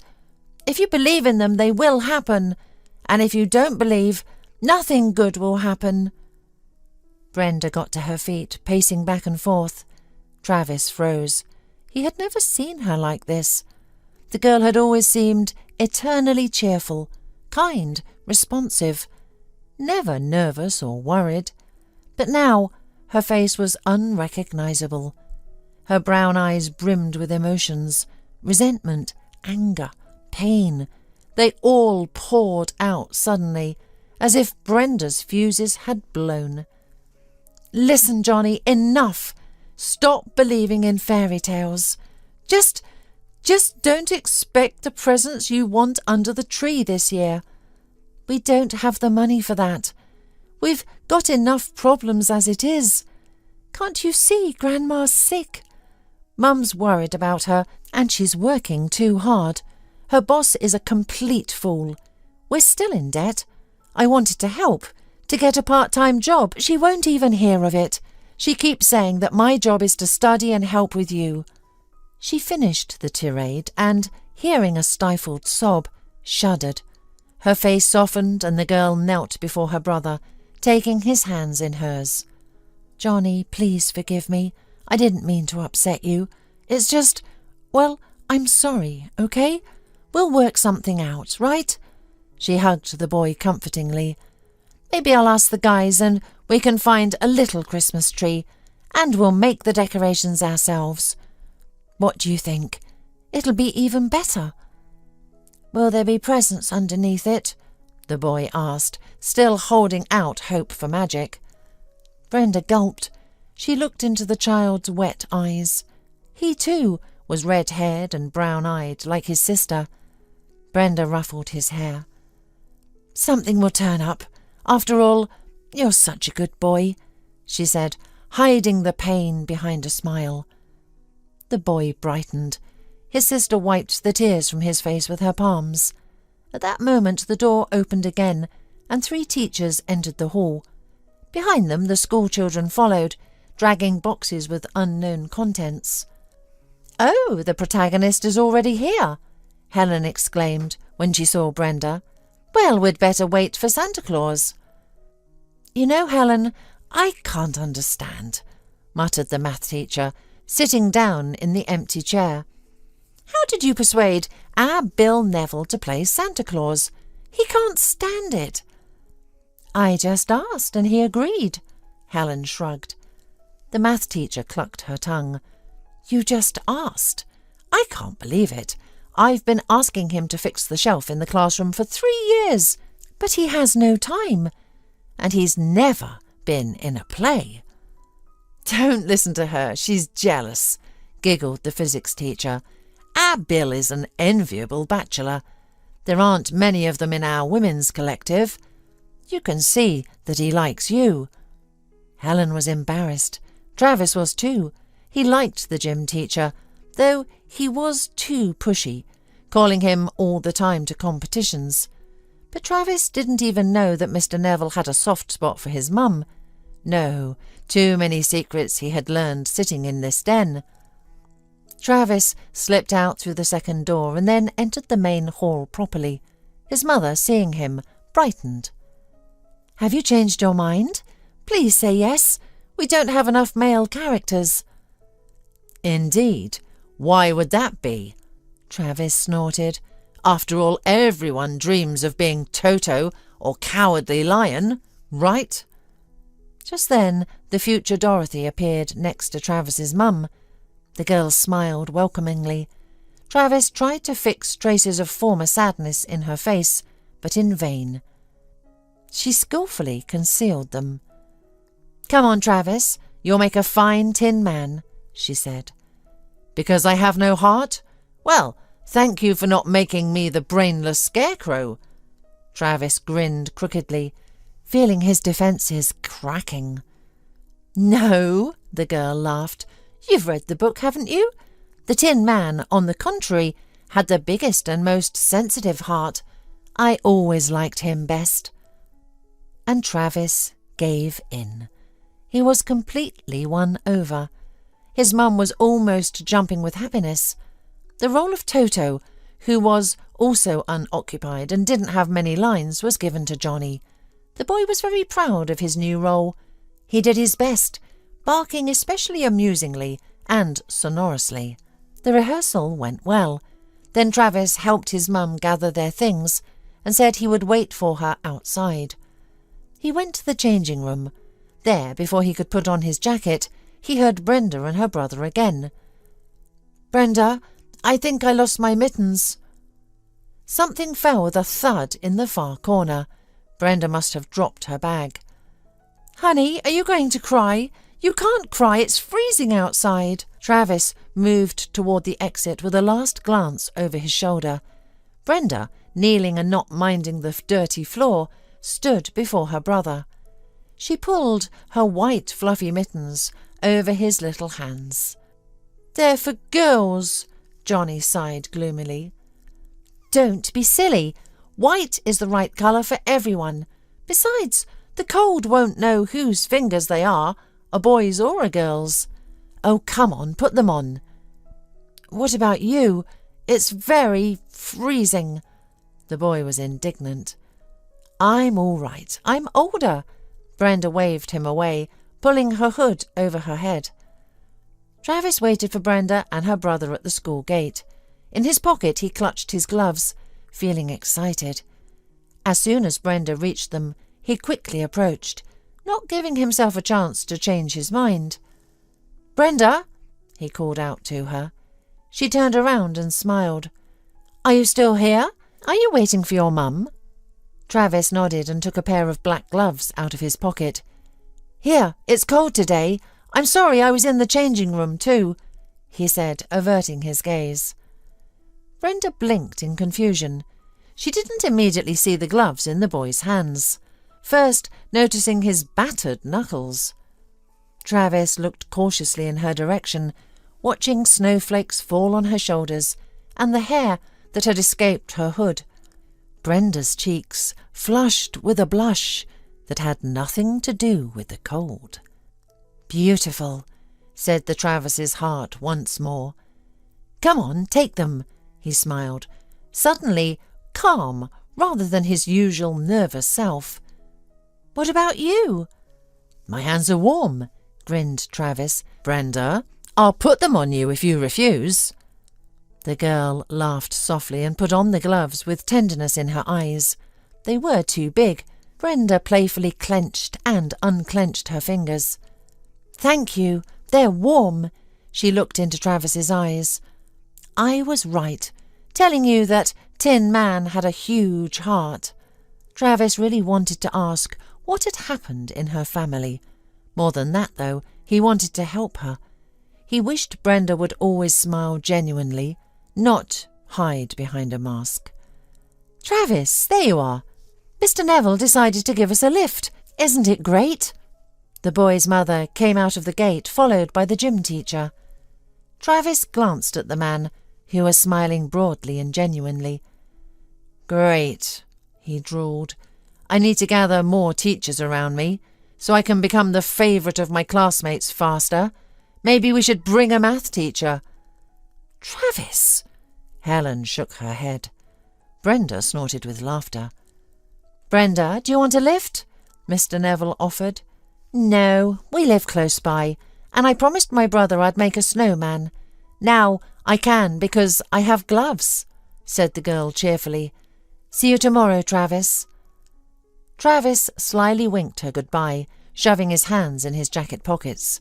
The girl blushed again and waved with her gloved hand. In the car, the boy had an idea. He leaned forward between the passengers and the driver's seats. "Mum, we have to give away our Christmas tree, and if you haven't bought my Christmas present yet, I would rather accept the money. Is it okay? I have some saved, but it might not be enough." "What?" Helen gasped. "What kind of teenage rebellion is this? And why do you need money?" "Look, I don't know what happened at their family, but they have no Christmas tree, no decorations, and her brother is so sweet and small. He still believes in Santa Claus. He shouldn't lose his faith in miracles like that. I want to buy presents for them." The boy grew more passionate as he spoke, his thoughts tumbling out. Helen listened attentively, a mysterious smile on her face.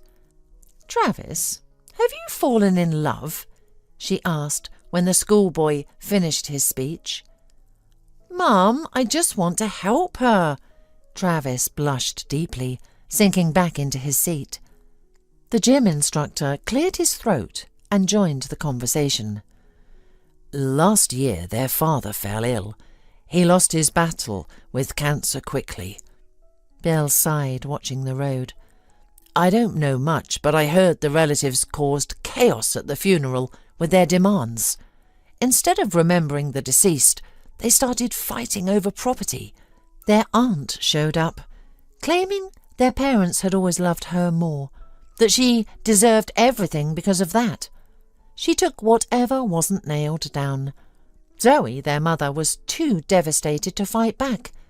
She works at the market. I've seen her a few times. She's lost a lot of weight." After listening to the teacher, the boy looked at his mum expectantly. "Mum, that evil aunt even took their Christmas tree. By the way, what do we need such a huge tree for? We barely have room for it anyway. But it would make them so happy. Isn't that what holidays are about? Making people happy?" "What do you suggest? Just show up with a tree? That would be strange," Helen mused. "No," Travis smiled wider, sensing his mum's support. "I was thinking we could hire someone to play Santa Claus." "Why hire anyone?" Mr. Neville protested. "I've been told I make an excellent Santa Claus." Travis felt a surge of gratitude and even warmth toward Mr. Neville. "All right, let him look after my mum. He seemed like a good man."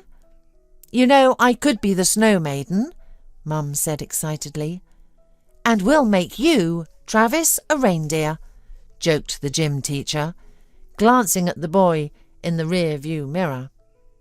Travis clicked his tongue, deciding he'd think more about whether he wanted such a stepfather. Still, the mood in the car had brightened considerably.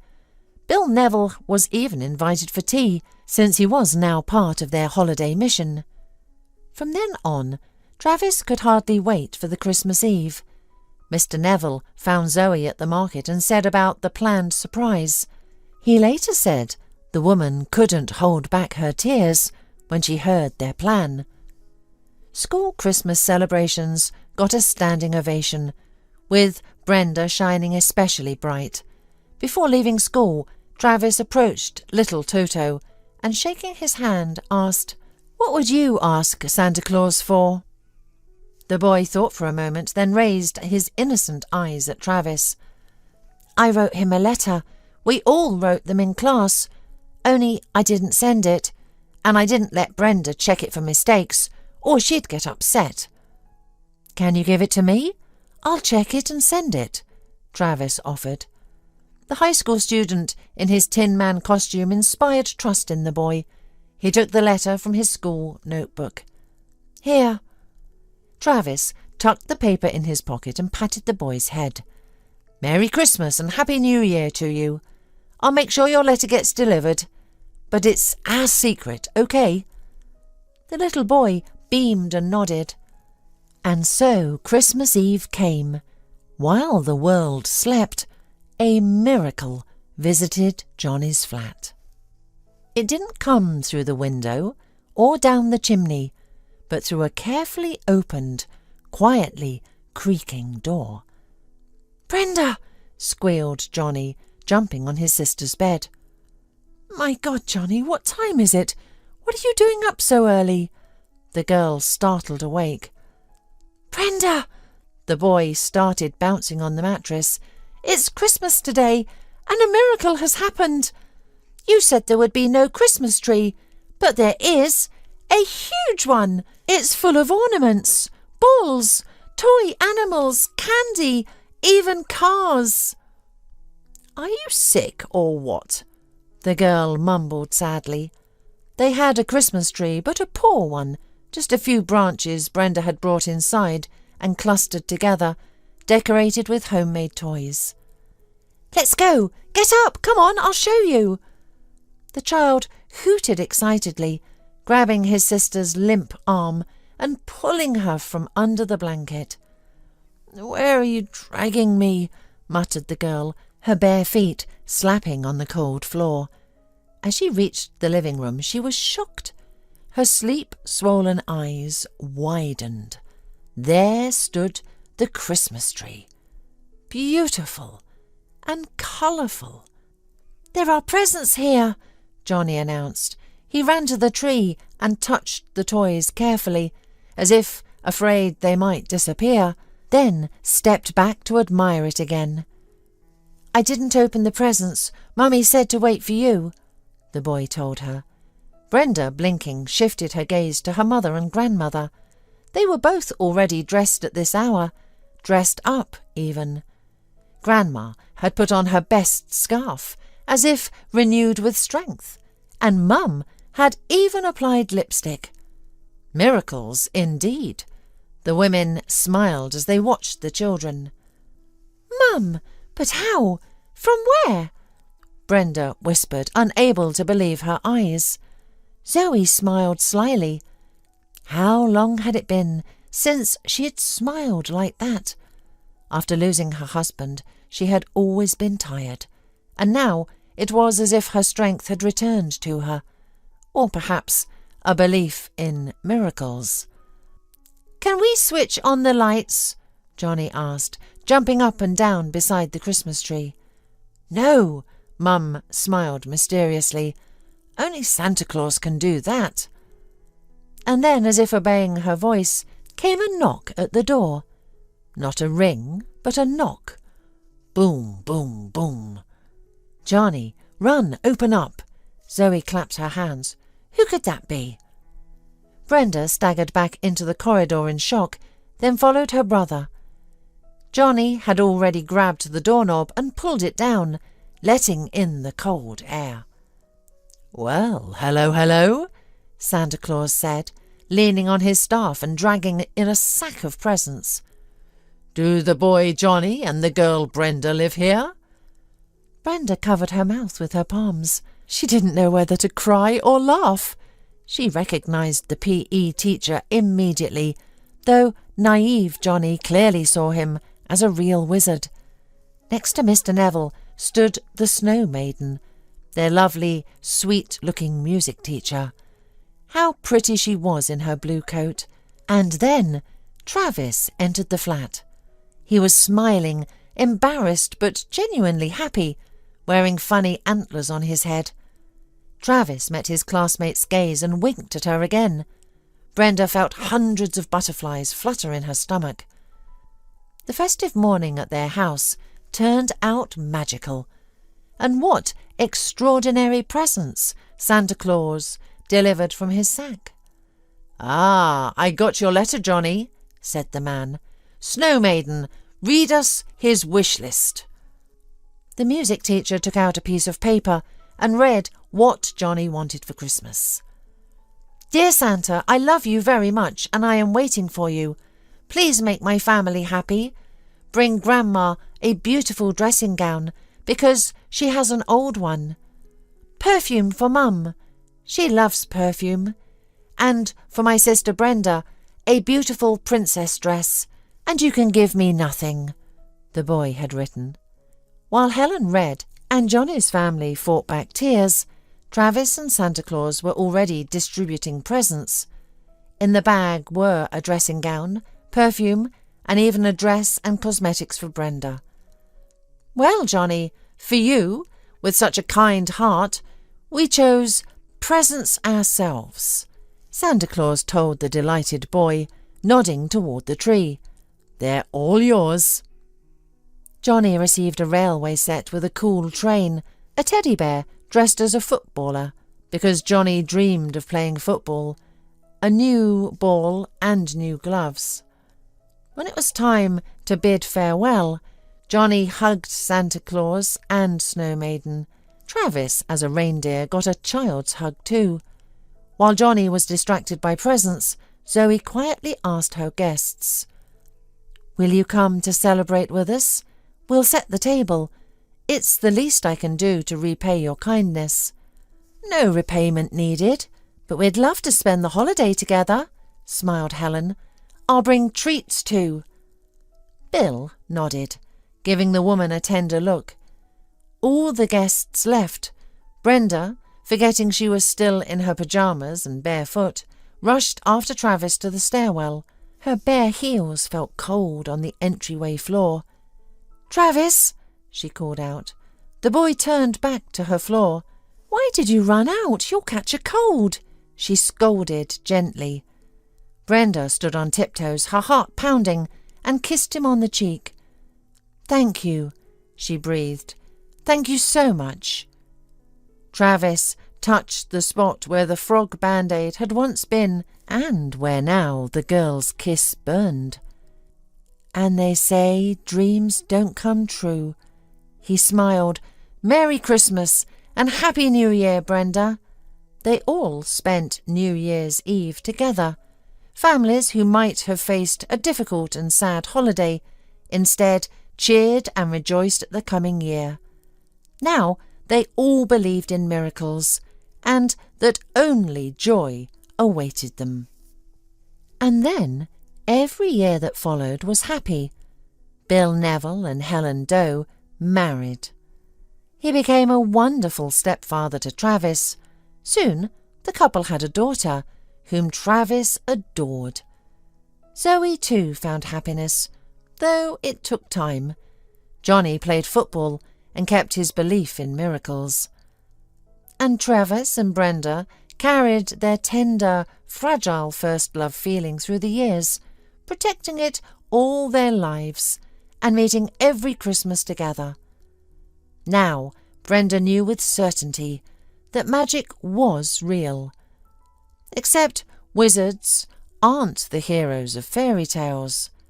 They're the people who love you. Rob had been experiencing a streak of bad luck lately. While in theory a black streak is often followed by a white one, in reality this hasn't been the case for him. Everything started to go downhill for Rob about a year ago, and unfortunately things have only continued to worsen since then. Initially, Rob had been working as a driver for 10 years at a motor transport company and was in good standing. However, a new boss came in and began making changes under the guise of optimization. The boss removed some of the routes, which left several drivers, including Rob, unemployed. Despite opportunities to find a new job, someone else always seemed to get there before Rob. As a result, Rob started working as a taxi driver. Although there were plenty of clients, there were also many cab drivers, so he had to work all day or even at night to earn enough. Amber, Rob's wife, wasn't fond of this arrangement. Her husband was always on the road, and they only had a small amount of money. Although she grumbled and cried at times, she loved Rob nonetheless. Thankfully, everything was going well at the store, where Amber worked as a cashier. Of course, Rob realized that this was not a normal situation and wanted to spoil his wife with gifts, make repairs to their apartment, and have a child. But how could he have a baby when he was always in a state of suspense? Today there was money in his pocket, and tomorrow there was wind in his pocket? One day, Rob was standing at the station. There were few orders because after New Year's Eve, there were always fewer passengers. Suddenly, he saw an old lady walking towards him from the station, tiny as a bird, with an old down shawl on her head, wearing a shabby down jacket. "Dear, take me to the cemetery," she asked when Rob opened the window. Rob was surprised. "To the cemetery?" he asked. "Grandma, it's not the season to go there now, and it's getting dark, and it's not cheap. I won't take less than 100. "It's okay, you just bring me there," the elderly woman replied quietly. "I have money." Rob only shrugged his shoulders. Well, the boss is the boss. The elderly woman didn't seem crazy, so he agreed to take her. On the way, Rob received several calls from Amber. She asked him how much he had earned that day, because he had to make a credit payment for the washing machine the next day, and they had no money at home. Then she called to say that their house was out of groceries and that she would get her paycheck in a week. Sometimes she would call just to argue and break out into a family fight, perhaps out of hopelessness. Rob sluggishly excused himself, promised to bring groceries, find money for the payment, and just listen to his wife. He was so depressed, and it was awful. He was angry even at his passenger, who was sitting quietly in the back seat. The route was not close and it was already getting dark. Why did she have to go to the cemetery? He would obviously have to wait for her there, just burning gasoline. Rob stopped at the central entrance. $50, said Rob, and the elderly woman handed him 2 $100 bills. But it's too much, Rob muttered. Take it all, I see you're a good man and you need it more than I do, the elderly woman quietly replied. He then added more gently, All right, go and see whoever you want. I'll wait for you and take you back to town. You don't have to wait for me, the elderly woman said, shaking her head. I'll do it myself. Grandma, are you crazy? It's winter outside and the sun has already set. Are you going to spend the night here? Don't worry, they'll come for me, the passenger replied mumblingly, opening the car door. You go ahead, God bless you. Rob only raised his eyebrows in surprise. Who would come for her? And at this moment, a regular client called him, asking him to come urgently. Rob looked puzzled at the hunched figure moving away from the gate. What did he care about the old woman? Moreover, someone would come for her, as she said. Rob stuffed bills into the inside pocket of his jacket and drove away from the cemetery. For the next hour he drove his regular client around on business, and then there was another good trip. Rob's mood was visibly improving. He was going to make a lot of money today.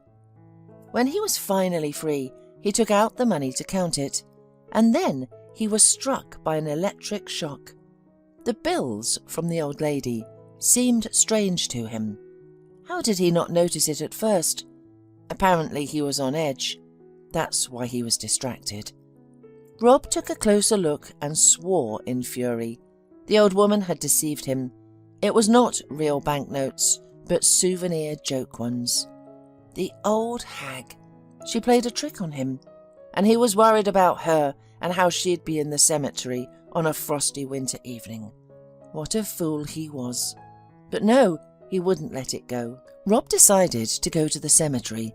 Maybe the old woman was still there, though the chances were slim. But Rob was driven by rage. He wanted to find the old woman. and shake her by the scruff of the neck for her bad jokes.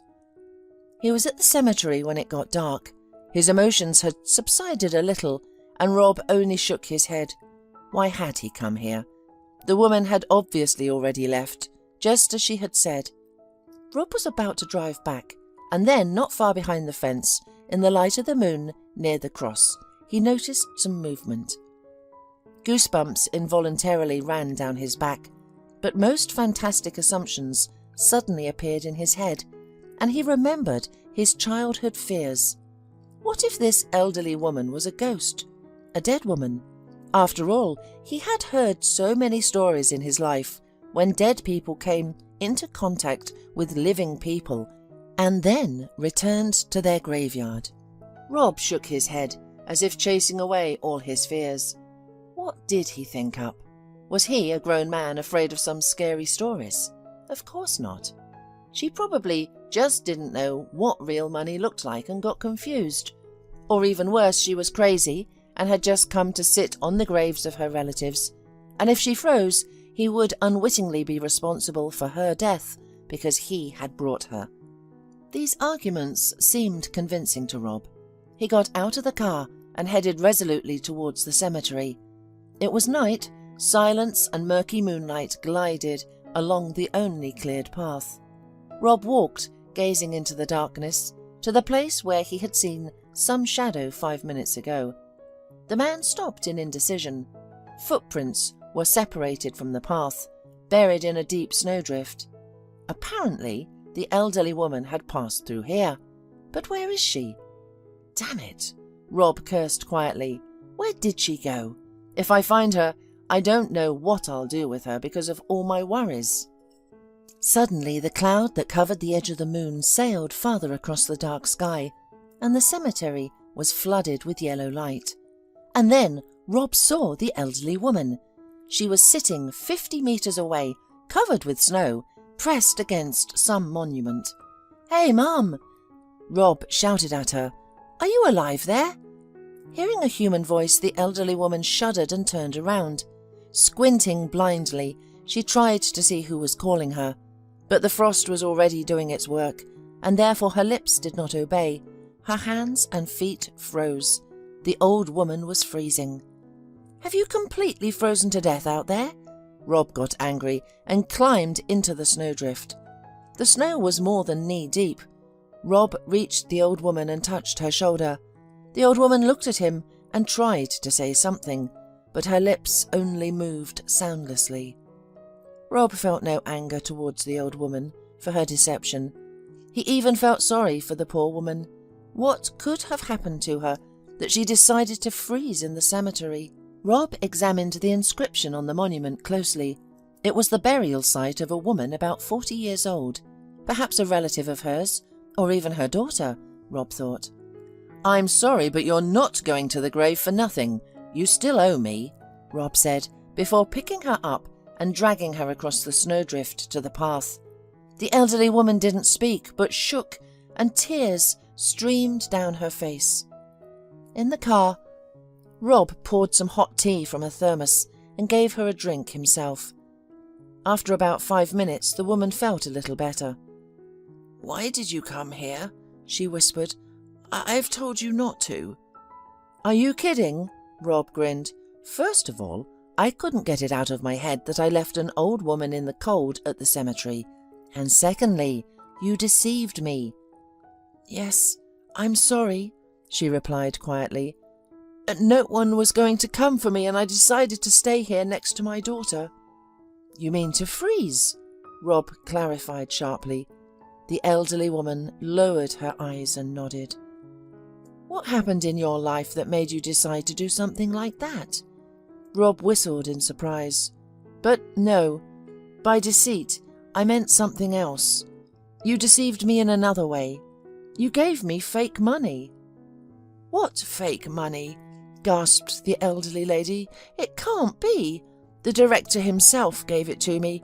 You must have gotten something wrong. I gave you the money out of the goodness of my heart, even more than you asked." "Really? Out of the goodness of your heart? Was I wrong?" Rob got angry. That's it. Enough. Let's go to the police. Let them deal with you there." "No, not the police," sobbed the old woman. "They'll take me back to the nursing home again, and I can't stay there. It's better to leave me here. I want to die next to my daughter. I'm ready for that, and I want that. As for the money, I'm sorry if I cheated. It's not out of malice. Here, take this. It's not expensive, but it's still worth something." She pulled out of her pocket a silver chain with an angel-shaped pendant. "This belonged to my daughter Judith," the woman said, wiping away her tears. "I gave it to her when she was in school. I found it after her death, and it's been with me ever since, but now I don't need it." She held out the chain, her hand trembling, tears streaming down her face. Rob felt a pang in his chest. The elderly woman didn't seem like a liar. "Put the chain back in your pocket," he said. "Let it be with you, and forget about the money. I believe you didn't mean to deceive me. Probably you yourself have been a victim of deceit. Tell me about yourself. What's your name?" "My name is Margaret Collins," the woman answered calmly, sighed, clasped the chain in her dry palm, pressing it to her chest. "After my daughter and son-in-law died, I've been living in a nursing home, but it was unbearable there, so I decided to take matters into my own hands." "Why is it unbearable in the nursing home?" Rob asked, looking thoughtfully at Mrs. Collins. Sadly shaking her head, she began to recount her story. Mrs. Collins had lived in the village her entire life. Her husband died when she was young, and she raised her daughter Judith alone. Judith was intelligent and beautiful, and graduated from the college in the city, where she met her future husband. They eventually got married, and Mrs. Collins prayed every day that happiness would not leave her daughter's house. Judith and Mark enjoyed a good life together, but one disappointment was that they were unable to have children. However, they eventually grew accustomed to the idea that they lived only for each other, and continued to love each other no matter what. As Mrs. Collins' health began to deteriorate, her daughter brought her to live with her in the city. Mrs. Collins lived with her daughter and son-in-law for 2 years, and everything was normal. However, a terrible accident occurred. Judith and Mark went on vacation, and on a serpentine road, the bus they were travelling in went down into a ravine. Many people died, including Judith and Mark. Mrs. Collins buried them herself, which was a difficult and painful experience, but she managed to hold herself together and take care of everything that needed to be done. After the funeral, Mrs. Collins was left with no strength. When a young girl appeared in the apartment claiming to be Mark's daughter and having all the rights to the apartment, Mrs. Collins didn't argue. There was no point in arguing, as the girl really resembled her late son-in-law. It turned out that Mark had a will signed by him, and it indicated that things were not smooth between him and Mrs. Collins's daughter, and it was unclear whether Judith knew about his illegitimate daughter. Now, no one can say. Mrs. Collins decided to go to the nursing home herself, and everything worked out well for her. She called the social office, inquired about a place, and was told that there was just one vacancy. The nursing home was ordinary, but Mrs. Collins did not need luxurious apartments. She was a country woman, accustomed to living simple.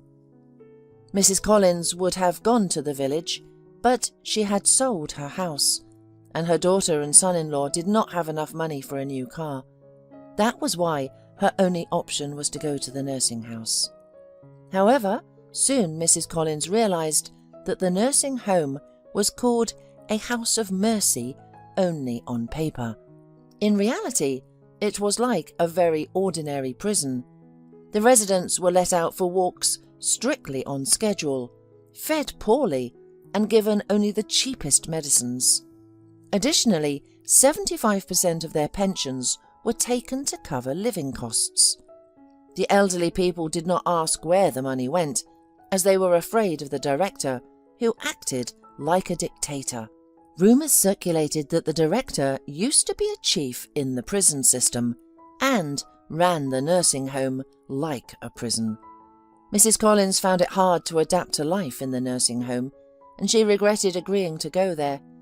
She wanted to transfer to another place, but it was not possible.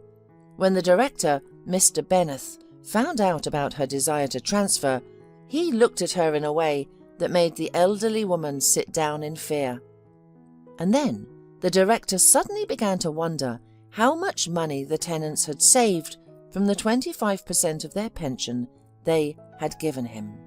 The director expressed that it would be better to exchange everything for large bills. Since the elderly residents had nowhere to spend smaller denominations, and larger bills were safer. Consequently, they gave Mrs. Collins those fake bills, and she herself was unaware that something was amiss with the paper and blindly accepted it. And then one day Mrs. Collins felt incredibly sad and questioned why she even continued to live. She had no relatives in the world and nowhere to spend her money. The final straw was the death of her friend, with whom they shared the room. The neighbour had a hypertensive crisis, yet instead of calling an ambulance or administering medicine, the nurse simply brought her a wet towel to put on her forehead. The neighbour died the next morning. This experience led Mrs. Collins to contemplate her own life and to question why she was waiting for death in a cage. On the morning of the nursing home inspection, the elderly residents were intimidated and warned not to complain. They were all washed and redressed and allowed to watch TV in the hall. The inspectors saw clean and content elderly residents watching movies. The elderly people saw how warmly Mr. Benneth greeted the inspectors, and so they all stayed quiet and with feeling helpless. Mrs. Collins sat in the hall, staring at the front door, wishing she could escape. Where to? She didn't know. However, it was winter outside, and she didn't have any warm clothes. At that moment, a worker came into the nursing home. She took off her jacket and shawl at the entrance and went to the kitchen with the orderlies. The elderly people were left unattended for a while. Mrs. Collins seized the opportunity, grabbed the woman's clothes and ran outside. After putting on the down jacket and shawl, she ran to the nearby bus stop. The other old men watched through the window as if blessing her. At least one of them would escape. By chance, a shuttle bus pulled up right away. Mrs. Collins didn't think about where to go, as long as it was far away. She had money in the secret pocket of her sweater.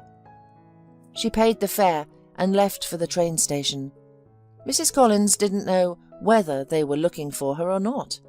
They probably hushed it up at once, so that there would be no embarrassment in front of the inspectors. Mrs. Collins wandered around the station thinking, yes, her daughter was calling her. She got into a cab. At the cemetery, she quickly found her daughter's grave, hugged the gravestone, and sat waiting for her end. "I'm sorry, dear," Mrs. Collins said to Rob at the end of her story.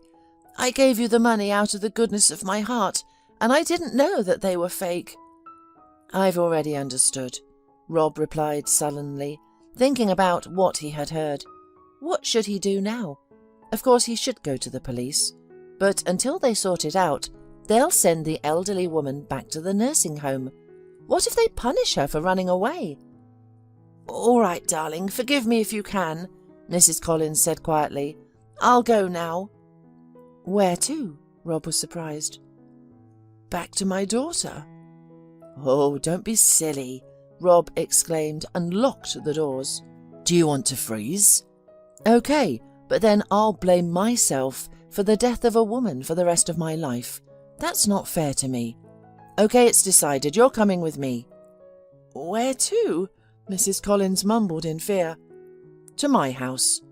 You'll rest and come to your senses, and in the morning we'll decide where to complain." This decision came spontaneously, and it was the right one.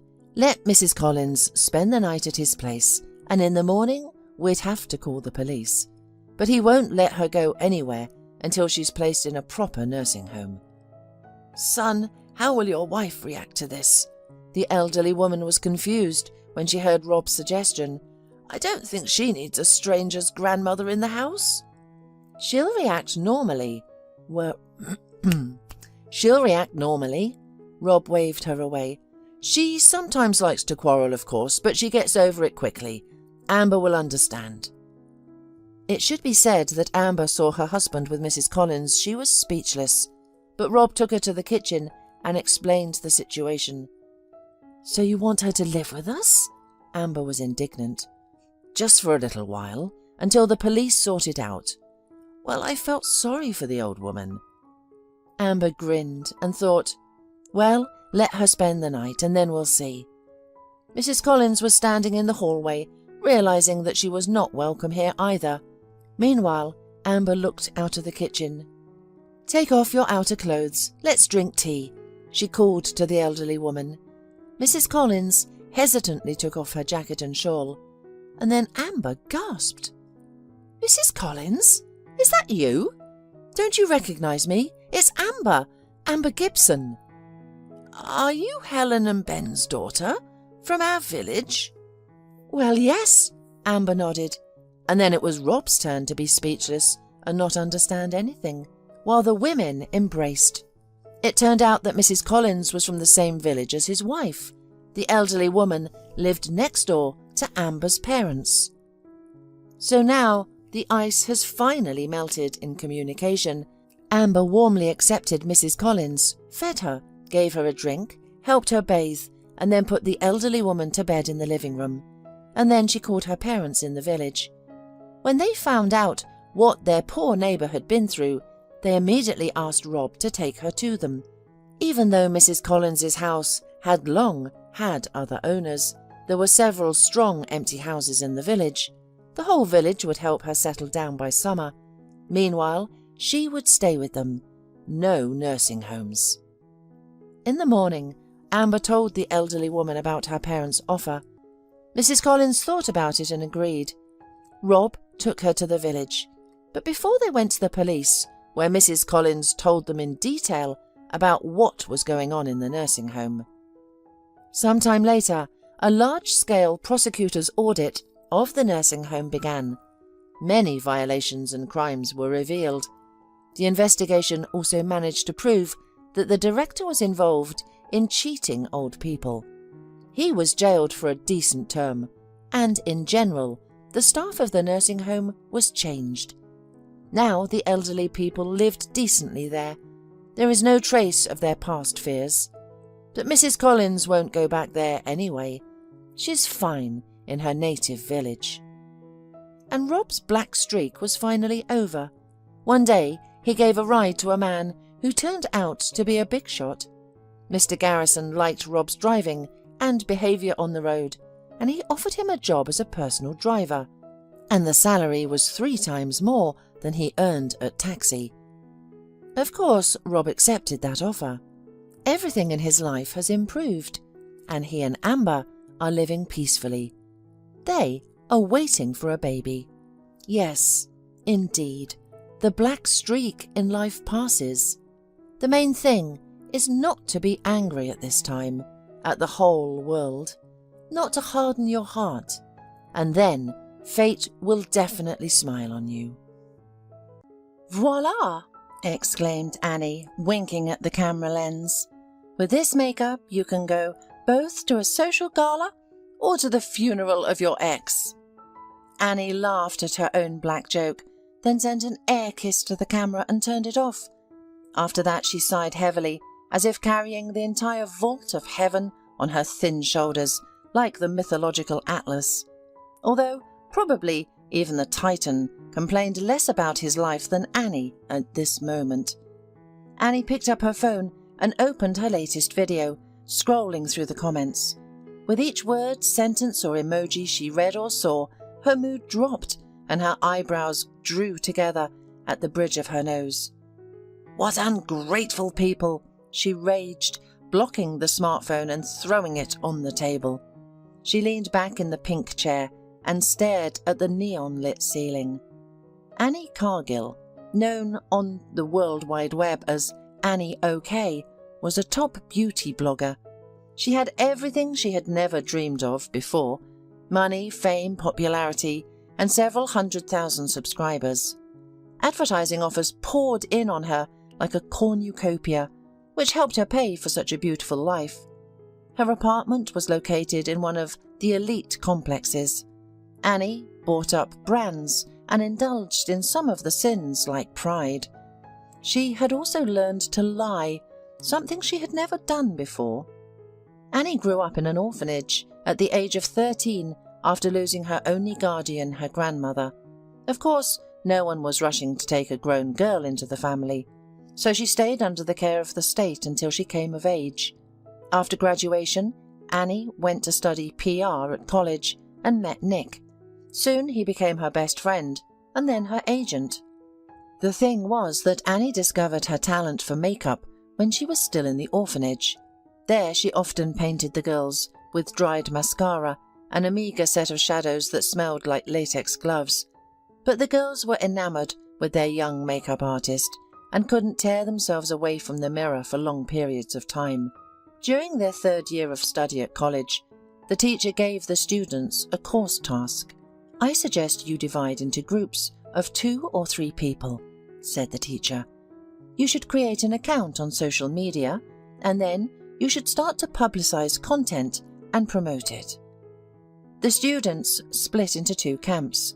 Some whined that they didn't want to join the ranks of bloggers, while others got excited. "Whoever collects the most subscribers by the end of the semester, I'll admit your exam automatically," the teacher added, providing a solid incentive. Then everyone got excited. Of course, Annie and Nick teamed up. They were united in their desire to pass the exam easily. "What are we going to blog about?" asked Annie when they got into the dormitory. "What are people interested in nowadays?" Nick glanced at how beautifully the tip of Annie's nose glistened, and on her cheekbones stars shimmered. Today she was wearing funny makeup again and looked like a fairy. Nick suddenly thought that most likely his friend had spent the entire scholarship on cosmetics and he should feed her. "What about you?" he suggested suddenly. Annie blinked and wrinkled her nose. "Can't you think of a more boring topic? My life consists of you and studying. I live in a dorm with a mean roommate. One of them steals my cookies, by the way." Nick snorted with laughter. "No, I'm serious, Annie. You asked what people were interested in. There are many teenagers on the internet. You could show off your makeup, tell about your past, share your thoughts. You are much more interesting than many such bloggers." At the time, Annie only laughed. However, time was passing and there were no new ideas. Although the thought of becoming a blogger both frightened and beckoned to the girl, finally she said yes. The nickname Annie OK was picked by Nick. It was their private joke. When they met and Nick recognized her name, he sang lines from Michael Jackson's hit song, seeing how she was worried before the seminar. "Annie, are you okay? Are you okay, Annie?" Gritting her teeth, Annie mumbled back, "Annie is okay." Since then, he often called his friend Annie OK, which symbolically became the beginning of her new career in the world of blogging. Nick and Annie leveraged Annie's best traits and difficult past. Annie was not ashamed of it and spoke frankly. Therefore, seeing her sincerity, people stayed on the girl's page. Some were curious, someone felt sorry for her, and others admired her humour, beauty, and ability to make up.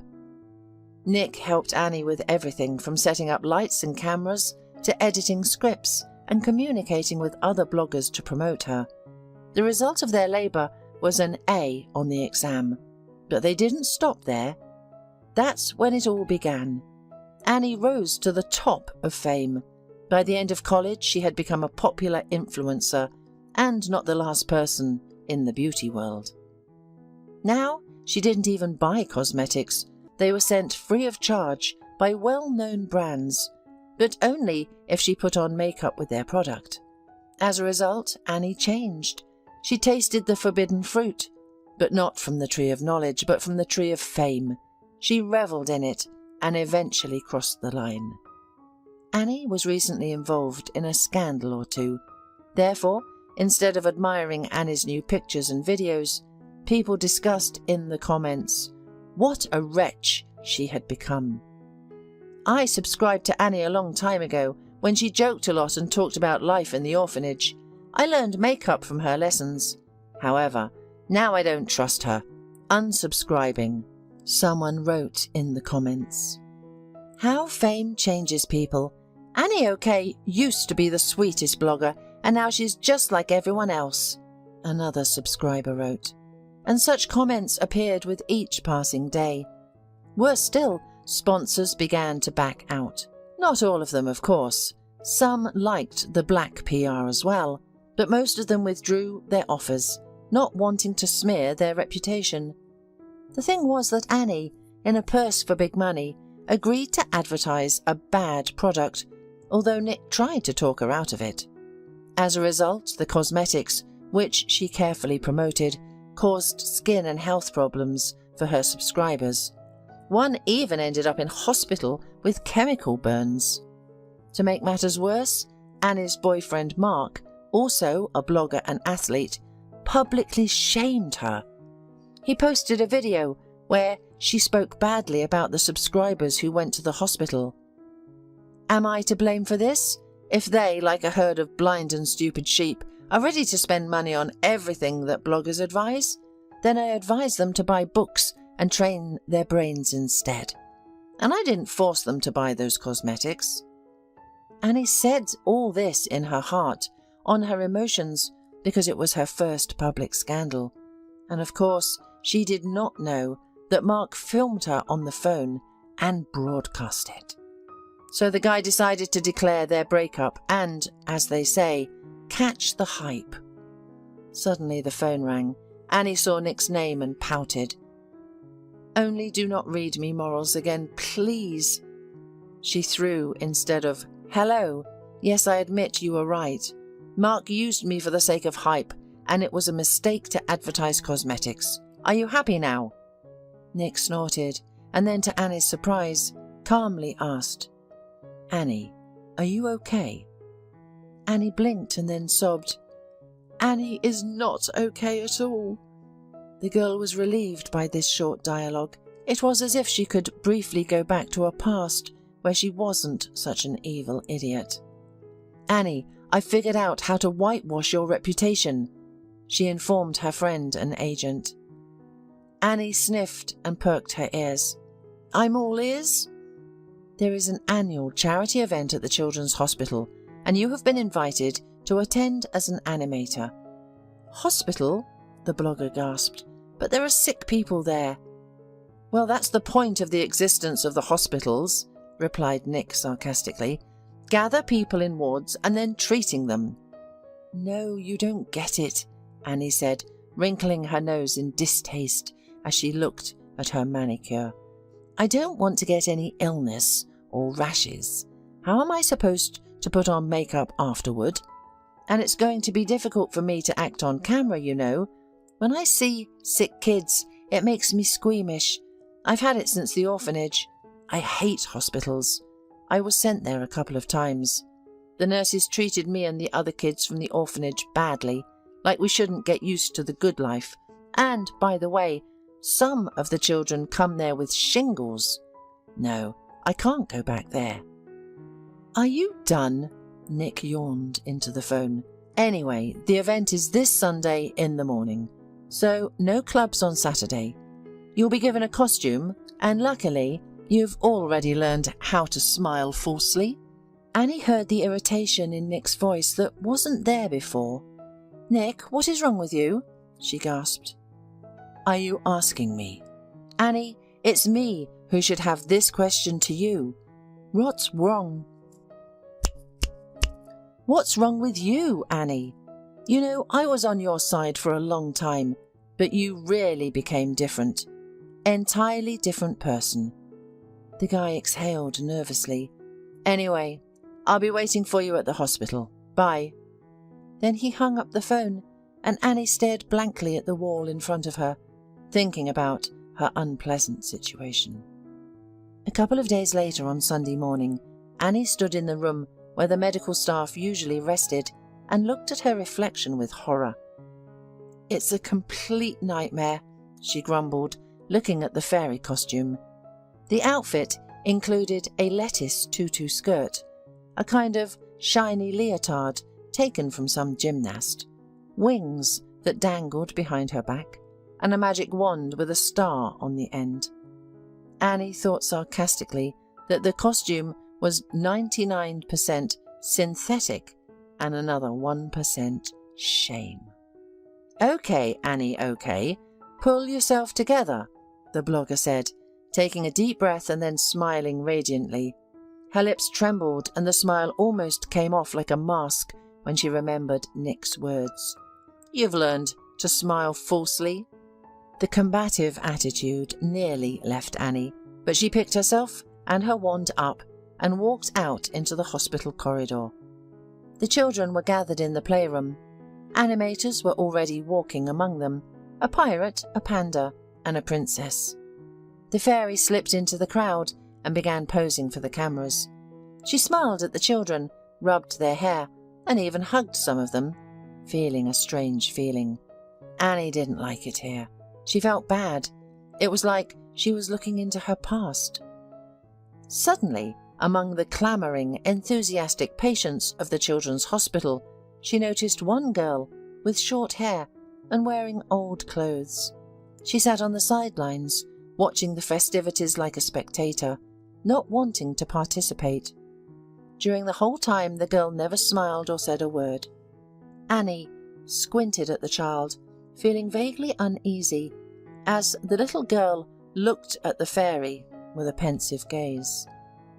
"This is a silent one, Molly. She doesn't talk," said the nurse, who was standing next to the blogger. "Really?" Annie blinked. "Why? From birth?" The nurse shrugged her shoulders. "I don't think so. She is from an orphanage. They're all like that there, with peculiarities," she remarked, then blushed thickly and looked at the blogger. "Oh, I'm sorry. I didn't mean that. In general, I am your subscriber, and I think that Mark did wrong." Annie fictitiously smiled and thanked the girl for her support. Meanwhile, Mark had already managed to appear in her life again. When Annie posted a photo of herself in the fairy costume with a note that she was going to please the children, he sent her a few hearts and a nasty message. "Maybe later you could borrow a costume from the nurse and come to please me." Reading this message, Annie blocked him immediately. She couldn't understand where her ex got the nerve. "It seems that only Nick is left among decent men," the girl thought to herself. Her faithful friend was also in the hospital. He didn't wear a costume, but he happily entertained the children. Annie even admired him when he was playing with the kids. He caught her glance and beckoned to her. The fairy, having adjusted her skirt, made her way towards the crowd of young patients. "And now, our beautiful fairy, Tinkerbell, will listen to your wishes. Who knows, maybe one of them will come true," said Nick, looking slyly at his little friend. And Annie suddenly realised that he was no longer angry. Nick rarely got angry with her. They didn't even argue. The children surrounded Annie and began shouting their wishes. "I want a doll with long hair," shouted a girl. "And I want a new smartphone," declared a boy. "I want a dog. No, maybe a cat. But a dog, actually." The little boy couldn't make up his mind. The fairy patiently nodded and waved her magic wand, assuring them that she would try to fulfill their wishes. But for the magic to happen, you must behave well, and also be brave and strong. Drink your medicine and obey the doctors, Annie said. Also, your wish must come from the heart and be cherished, you know? Then suddenly, someone pulled her skirt. Annie turned around and saw the same girl named Molly, who had been sitting lonely in the corner. Annie remembered that Molly didn't speak and felt uncomfortable. The girl pointed with her hand for Annie to lean closer. Annie hesitated, then carefully squatted down to the girl's level. To her amazement, the little girl took a breath and spoke. "Dear, beautiful fairy," the girl began politely and leisurely, "could you fulfill my most cherished wish?" Unable to speak, Annie nodded. The girl's face lit up with a smile, transforming her previously frowning expression. "More than anything, I want to see my brother again. He promised to come back to me when winter came, but he never came." Annie swallowed nervously as she looked at the little girl, who froze in anticipation, folding her arms in a dignified manner. Meanwhile, the girl nodded at the magic wand. "Will you wave it to make it happen?" Annie, coming out of her daze, waved her wand, her hand and heart trembling. The little girl's wish was not like other children's requests for toys or pets, but for a brother. Annie played with the children for a while longer, but Molly remained on her mind. She didn't know why, maybe because of her past, or the little girl's huge and sincere eyes that looked at her with hope. Annie unexpectedly found herself wanting to fulfill that hope. The next day on Monday she went to the orphanage. On the way she expressed her thoughts to Nick. They can't separate siblings, it's not legal. Maybe she just considered someone her brother, suggested Nick, sitting behind the wheel. Annie, overcome with excitement, began to gnaw on her thumbnail. Nick glanced at her and grinned.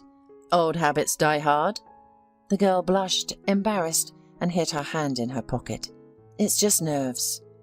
The director of the orphanage waved her hands and said, "Molly was recently transferred to us due to health problems. She lived in another town, and there was no good hospital there. I can find out which orphanage she had been living in, but you know, it's private information." Annie and Nick looked at each other and understood. Nick took out his wallet and asked, "And how much is this information worth?" The principal's eyes lit up, and soon Annie had a new address. The orphanage was indeed in another town, but that didn't stop Annie. She went there, but was not welcomed as cordially as at the first one. "I don't remember any Molly," said the obese and insolent principal, adjusting her glasses, and Annie thought she would leave empty-handed. However, she was recognized by one of the teachers, who secretly told Annie the whole truth. "I remember Molly and her brother. I had just started working here then, which is why I remembered them so well and became attached to them," she shared with Annie. Molly and Paul Bogolyubov were sent to the orphanage when they were taken away from their alcoholic mother and her boyfriend. Molly didn't talk to anyone except her brother. "Why?" asked Annie, with growing tenderness for this little girl every second. "She didn't trust adults and didn't want to communicate with anyone," answered the teacher. "The psychologist who talked to them said that her mother always scolded the girl, and if she cried, she would yell at her to shut up and beat her, so the girl withdrew into herself. Only her brother defended her." "But how come they were separated, especially if the little girl was so attached to her brother?" exclaimed Annie. The teacher looked over her shoulder, making sure no one was around. Despite the fact that it was forbidden to separate the children, Paul was quickly placed in a family. He was a very handsome boy, smart and an athlete. Such children are dreamed of. Molly was often sick and they didn't want to take her. Who needs a mute and sickly child? She was younger than Paul, and her mother, when she was carrying the girl, drank and even took something forbidden. Paul didn't want to go to a new family. He was stubborn, angry, and even hit the gym teacher. But he was threatened. They said he had to go. They explained that then Molly could also be taken away to the family, and soon, but the two children would not be taken away. They told him many bad things. In the end, he gave up. He was sent to a family abroad, somewhere in Europe. The teacher pressed her lips together unhappily. "I'm sure that the principal sold our Paul like a thoroughbred horse," she grumbled, shaking her head. "I haven't heard from him since." "Thank you." Annie thanked the woman, and then on impulse, she hugged her. The teacher shuddered and then even wept, saying, Believe me, I also wish them well, but I am just a little person." Annie returned, filled with determination to fulfill the girl's wishes, and she did what she knew how to do. She made a splash on the internet. Blogger Annie OK wrote posts searching for information. Her subscribers split into two camps. Some argued, "She does it for hype." Others defended the girl. "Even if so, she is doing a good deed. What's the difference?" Annie stopped reading the comments, unable to sleep or eat until she found the little girl's brother. And then one day, Nick came to her and said, frightened, "Annie, you are pale with black eyes. You shouldn't treat yourself that way." He handed his friend a glass of coffee and a croissant from her favourite coffee shop. "I can't help it, Nick." Annie looked anxiously out the window. "It's the end of fall. Soon the snow will fall. Molly will be waiting again, because I gave her hope again. Well, not me, but the fairy. Anyway, you know what I mean." Annie swallowed nervously and put the food away. She turned away from Nick, ashamedly hiding the tears glistening in her eyes. "You know, I never told you because I wanted to seem strong, but I also always hoped that someone would come for me. I knew it was impossible, but that's why I didn't want to go to the hospital, where I could encounter orphans. Everything inside of me shrinks when I see such abandoned children." Nick leaned over to the girl and hugged her. She snuggled into his shoulder and rubbed her cheek against his prickly wool sweater. Nick always wore such sweaters. "Why do you wear these sweaters?" she whispered, swallowing back tears. "I have to tell you about the existence of soft cashmere." Nick laughed softly and his chest vibrated pleasantly. "Uh-huh. First I'll start with a sweater made of cashmere, and then I'll end up with not strong coffee, but decaf coffee with almond milk. No way." Annie snorted with laughter and raised her gaze to Nick. Their eyes met, and her heart did a somersault. He had always been incredibly handsome, and that had been Annie's first thought when she had seen Nick in her freshman year. She had even fallen in love with him, but she preferred to remain friends. After all, it was much easier to lose a lover than a friend. Now, however, something had cracked, fractured and changed. The air felt heavier, and the scent of fresh coffee mingled with the guy's perfume with woody notes. Annie's breath caught when Nick touched her lips with his gaze and then looked into her eyes again. His brown eyes darkened. "Annie, I want to say, a long time ago, in general," he began huskily, and at that moment Annie's phone rang. She abruptly pulled away from her friend and grabbed her smartphone. "Hi," she said nervously, then jumped up. "What? Really? No way. Yes, of course it is. Yes." When she hung up the phone, tears were streaming down her cheeks. "Nick, I found him," she whispered, and then she threw herself into the arms of her best friend. "He lives in Germany, and he was looking for his sister, but when she was transferred to our city, the string broke. He was so nervous and seemed happy. I can't believe it. It worked." Nick only sighed, holding Annie close to him and thinking about the fact that his confession had failed again. However, he had been waiting for this moment for many years and could wait a little longer. "Molly, you have visitors," the teacher called the little girl. She was leafing through a book lying on the floor. The girl nodded, stood up, fixed her skirt and followed the woman. She was often taken to see someone, doctors, psychologists, potential parents. She had gotten used to it, like brushing her teeth or braiding her hair. The girl entered the office and looked up, freezing in place. There stood the fairy from the hospital, with her brother by her side. "Molly," whispered Paul, taking a step forward. "Molly, I'm sorry, I've been looking for you. I swear, Molly didn't let him finish. She threw herself into his arms, sobbing. Annie, witnessing the scene, also burst into tears. Nick elbowed her in the side. "Miss Blogger, why aren't you filming the finale of this story? The likes would have been in the millions," he kidded his friend. "You know, I forgot my phone at home when I rushed to the airport to pick up Paul," admitted Annie, wiping her tears. "And I don't care about that. I want to live this moment entirely. I don't want to share it with anyone." "Then I'm leaving?" Nick snorted offensively. Annie laughed and took his hand. "I don't want to share this moment with anyone but the closest person to me," Annie said, hiding her gaze under her wet lashes. Nick intertwined their fingers.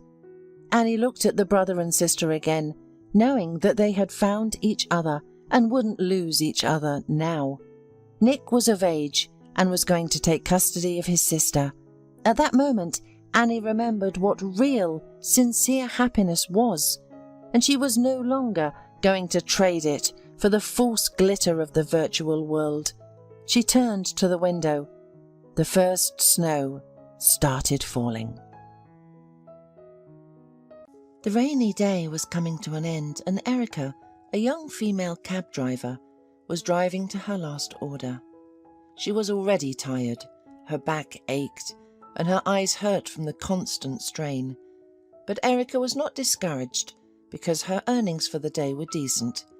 However, she still felt nervous, as she had dealt with a variety of passengers throughout the day, including 3 late passengers to the train station, drunken men from the bar who sang songs in the cab, mothers with small children, and teenagers in love.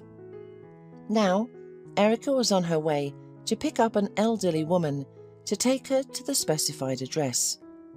When the woman arrived at the place, she saw an old, shabby house in front of her. Although it was once a beautiful building, the paint had peeled off, and the shutters on the windows were skewed and rusted. The area around the house was also overgrown with weeds and wild grapes, indicating that no one had taken care of it for a long time. As time passed, no one came out of the house. Erica began to worry, as no one would pay for a false call, and a lot of gasoline was spent to get to the outskirts of the city. She honked a couple of times and began to drum nervously on the steering wheel with her fingers. Finally, the door creaked open, and an old woman came out on the threshold. She was gaunt and wrinkled, and looked no less than 80 years old. She was dressed poorly, with an old, shabby coat, out of season, and a thin shawl. The elderly woman dragged behind her a rather bulky suitcase. Erica immediately jumped out of the cabin and helped the woman load the suitcase into the trunk. "I'm so embarrassed in front of you," the elderly woman apologized. "Please forgive me for making you wait. I was working, so I didn't keep track of the time." Erica smiled encouragingly and said, "It's nothing, don't worry. Everything is all right. Sit down, buckle up and let's go. So now I'll lay out the route on the navigator, on the bypass. Perhaps we'll skip all the traffic jams, so it will be faster." Suddenly, the old lady asked, "Sweetheart, can I ask you to go through the city, through the centre? I've been a recluse for many years. My health doesn't allow me to go far from home, and I'd like to see what our city has become. I'll pay extra if you need it. By the way, my name is Mrs. Mans, and yours?" "I'm Erica," the girl replied. "Nice to meet you. No problem. As you say, I'll take you through the centre at a leisurely pace. That's not difficult for me." So they started on their way. Mrs. Mans admired the beauty outside and reminisced about the past. "Oh, look at the modern buildings," she exclaimed. "There used to be a dress shop here, I remember, and now they have built a restaurant. What is this huge miracle, flashing lights like a Christmas tree? How many floors are there? I can't even count." "This is a new shopping centre where you can buy anything you want. There is a movie theatre, and there is a cafe, and there are a lot of children's attractions," Erica informed her. The elderly woman continued to recall, "When we were young, my husband and I liked to take evening walks along the streets, through this park. Young people always gathered near the main square and made dates with each other. There was also a summer dance floor there. Ah, those were the days. I worked in the court as a secretary, and Bill was a teacher. He taught math at school. My husband's hands were golden. He built our house himself, and we did everything together. We didn't have children for a long time. God didn't give them to us, and then Cindy was born. How happy we were. Words can't describe. I never imagined that I would be alone in my old age. The elderly lady sighed, and Erica cautiously clarified, "So, what about your daughter? Where is she now?" Mrs. Mans wiped away a tear and said, "Oh, it's a long story, Erica. She had an unhappy love affair and disappeared. She renounced us and quarrelled with her father. We never saw each other again." "Oh, my goodness, look, what a beautiful church." Saying this, the elderly woman turned to Erica and asked, "And you, my dear? How did you get into such a difficult profession? It doesn't seem to be a woman's business. It's the first time I've seen a woman behind the wheel, to be honest." Erica waved her hand dismissively and replied, "Well, Mrs. Mans, life happens that way. I was left without parents. My mum died when I was 8, and I grew up in an orphanage. When I fell in love, got pregnant, and Gregor turned out to be a scoundrel. He left me as soon as he found me, afraid of taking responsibility, so I was left pregnant and alone. As for cars, I've loved them since I was a kid, so I learned to drive. I enjoy it, and they pay me good money."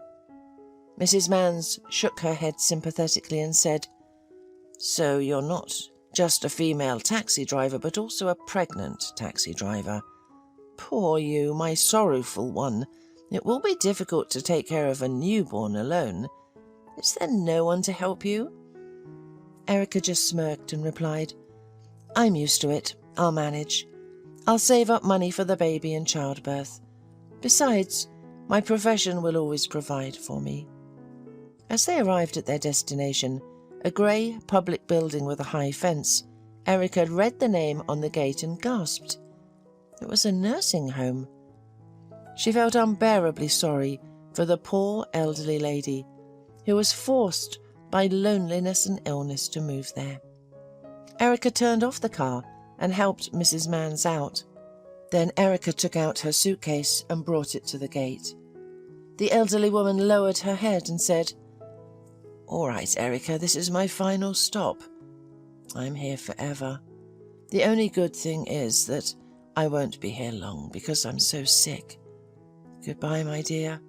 Take care of yourself and your baby, and never push him away from you, no matter what happens, so as not to be like me, unneeded by anyone." The girl's heart snapped, and tears came to her eyes. She hugged the old woman and whispered, "Mrs. Mans, can I visit you?" The woman only waved her hand and said, "Go away, never mind, you have your own worries." The woman began to take out a worn purse to pay, but Erica waved her hands and said, "No, no, put it away. I will not take money from you. Good day to you." She quickly got into the car and drove away, so as not to hurt her soul even more. In the evening, after a quick snack and a shower, the girl finally stretched out her swollen legs and hoped to sleep, but she couldn't. Before her eyes stood the unhappy Mrs. Mans, waving goodbye to her. Lord, how pitiful for her. Tears are coming to my eyes. A pleasant, intelligent woman, and she was left all alone. What a daughter she has who has completely forgotten her mother.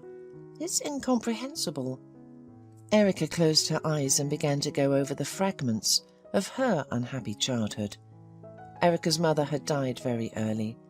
Despite this, the period spent with her was the best of her life. Her mother's name was Cindy, and she worked as a cleaner in a roadside cafe. She was always exhausted to the limit. In addition, the hated stepfather significantly poisoned their lives. Tom drank, debauched, called Erica an alien brat, and beat her mercilessly. The mother felt sorry for the girl and tried to protect her. The house was always tense with an agitated atmosphere. Cindy tried to pamper her daughter, secretly buying her sweets and toys so that her husband would not see. Erica begged for 100 times to divorce this sadist, crying, "Mummy, let's leave him, please. He is bad. He does not love us. I'm afraid of him. Why do we live with him?" The tormented woman only cried quietly and stroked the head of her child. "I know, my daughter, that Tom is not good, but we have nowhere to go. This is his home.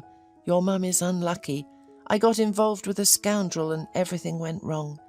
So you'll have to put up with it. We can't go nowhere." And then her mum died unexpectedly from a heart attack while at work. Her stepfather buried her, but his little stepdaughter was like a thorn in his side. The girl tried to stay out of his sight and would sometimes quietly hide under the bed to avoid being noticed by the drunken stepfather. Her life became unbearable as he continuously oppressed and abused her, calling her a sponger and a freeloader. Normal sleep and studying were out of the question. She often sought refuge with the neighbours from the tyrant until they finally called the guardianship service. Erica was immediately taken to an orphanage, and her stepfather was glad to be rid of her. In the orphanage, Erica had to fight to stand up for herself and was punished repeatedly for that. Over the years, she became a tough girl who loved cars and would confidently race on an old moped that the janitor, Mr. Collins, sometimes allowed her to use. The boys respected her, considered her a good friend, and taught her how to understand spare parts and rebuild the engine. Her appearance was also consistent with her character: a short haircut, sneakers, and a leather jacket. Nevertheless, Erica's face was beautiful, with deep brown eyes, plump lips, and dimples on her cheeks. Her smile was also charismatic. Many guys admired this brave and courageous girl, who could easily change the spark plugs and rebuild the carburetor. When the educators informed Erica that her stepfather had died in a drunken rage, she did not feel 1/100th of a fraction of sympathy for him. She even rejoiced that he was no longer on earth. After all, if not for his terrible attitude towards his mother, perhaps she would still be alive. She had been constantly on edge, and no heart could withstand such stress. After graduating from the orphanage, Erica was assigned a cramped, tiny apartment in an old building. At first, she was very upset. The sight was appalling: holes in the walls, hordes of cockroaches, shabby wallpaper, and broken chairs. However, it was not in Erica's character to give up. She did not sit idly by, and thanks to her friends, fixed it up. She plastered the walls, filled the holes with putty, and pasted fresh wallpaper. It became bearable to live there. Erica passed her driver's license exams for the first time. Then she got her driver's license and went to look for a job. It was difficult for her as a girl without driving experience. No one wanted to hire her.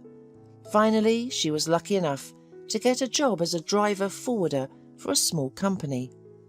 The woman owner cheerfully winked at her and said, "There is no such thing on earth that women can't handle." Erica turned out to be an excellent driver and always kept the car in good working order. Customers were satisfied, but the salary was not enough. Therefore, Erica decided to try herself as a cab driver. Among the driving community, there was a rumour that cab drivers earn good money and tips, but it is also hard work that not everyone can handle. At first, Mr. Robbins, the owner of the taxi park, laughed at the stubby, daring girl with a short haircut. Then he said, "Now, I'll give you a little exam. If you pass, I'll take you on, and if not, don't be sorry." He made an improvised obstacle course for her with other cab drivers. They laid out old tyres on the road in the form of a snake and opened a narrow garage. The satisfied owner commanded, "There, 3 laps on this route, then turn around and drive backward into the garage. You've got 5 minutes to do it all. Keep in mind the transmission is manual. Your time is up." Half of the taxi park gathered around to watch this spectacle. Every second driver thought to himself, "Yes, I would hardly cope. The path is too cool, and it's difficult to go into the garage without proper skill. There are only a couple of centimetres on the sides." However, Erica surprised them all by passing the exam with flying colours. The cab drivers thought that the girl would be confused and unable to pass the test, but that was not the case. Erica easily jumped into an old Ford, smiled, and without a single mistake completed the task. She impressed all the men. Even Mr. Robbins opened his mouth and scratched the back of his head. "Yes, well done. A deal is a deal. I'll hire you. But beware, there are few new cars. As a trainee, I'll assign you a fairly old one, and you can drive it as you wish. But you'll be responsible for any repairs. My drivers get under the hood by themselves. There's a car mechanic on duty, but he can't cover all of them. All right, I'll see you at 8 for your shift on Monday. But I don't think you'll last long. We've never had women here before." At first, the men coaxed the dispatcher, and Erica was given the most problematic orders, such as transportation of drunken people or nervous, hysterical ladies with whom it was impossible to negotiate. Or, for example, she could be sent to the suburbs at night. Everyone was waiting for this stubborn girl to give up, break down, and leave the cab service. But all in vain. Erica did not complain about anything. Moreover, it was obvious that this work was her pleasure. The old car often failed, but the breakdowns did not stop Erica. She always rolled up her sleeves like a man and dug under the hood, often staying at work much longer than she should. As a result, she gained the respect of her colleagues, and they tried to help to support her. And if they made jokes, it was in a kind way, more for laughs, without any malicious intent. So the girl worked as a cab driver for 3 years without tiring. And 6 months ago, Erica's friends decided to make her a birthday present and invited her to a bikers meeting. They knew that Erica would be delighted, and this was better than any present for her. Indeed, she was fascinated by the show. Powerful motorcycles, brutal men with thick beards in leather jackets and black jeans, looking like real Vikings. It was there that she met Gregor. He too was among the invited spectators. The young people quickly found a common language and became friends. Erica immediately liked Gregor, a strong, muscular, confident man. He was a volleyball coach, and motorcycles were his hobby and passion. Gregor almost immediately liked the girl, especially when she dashingly made a couple of laps on the bike. Young people began to meet, and romance erupted, stormy and passionate.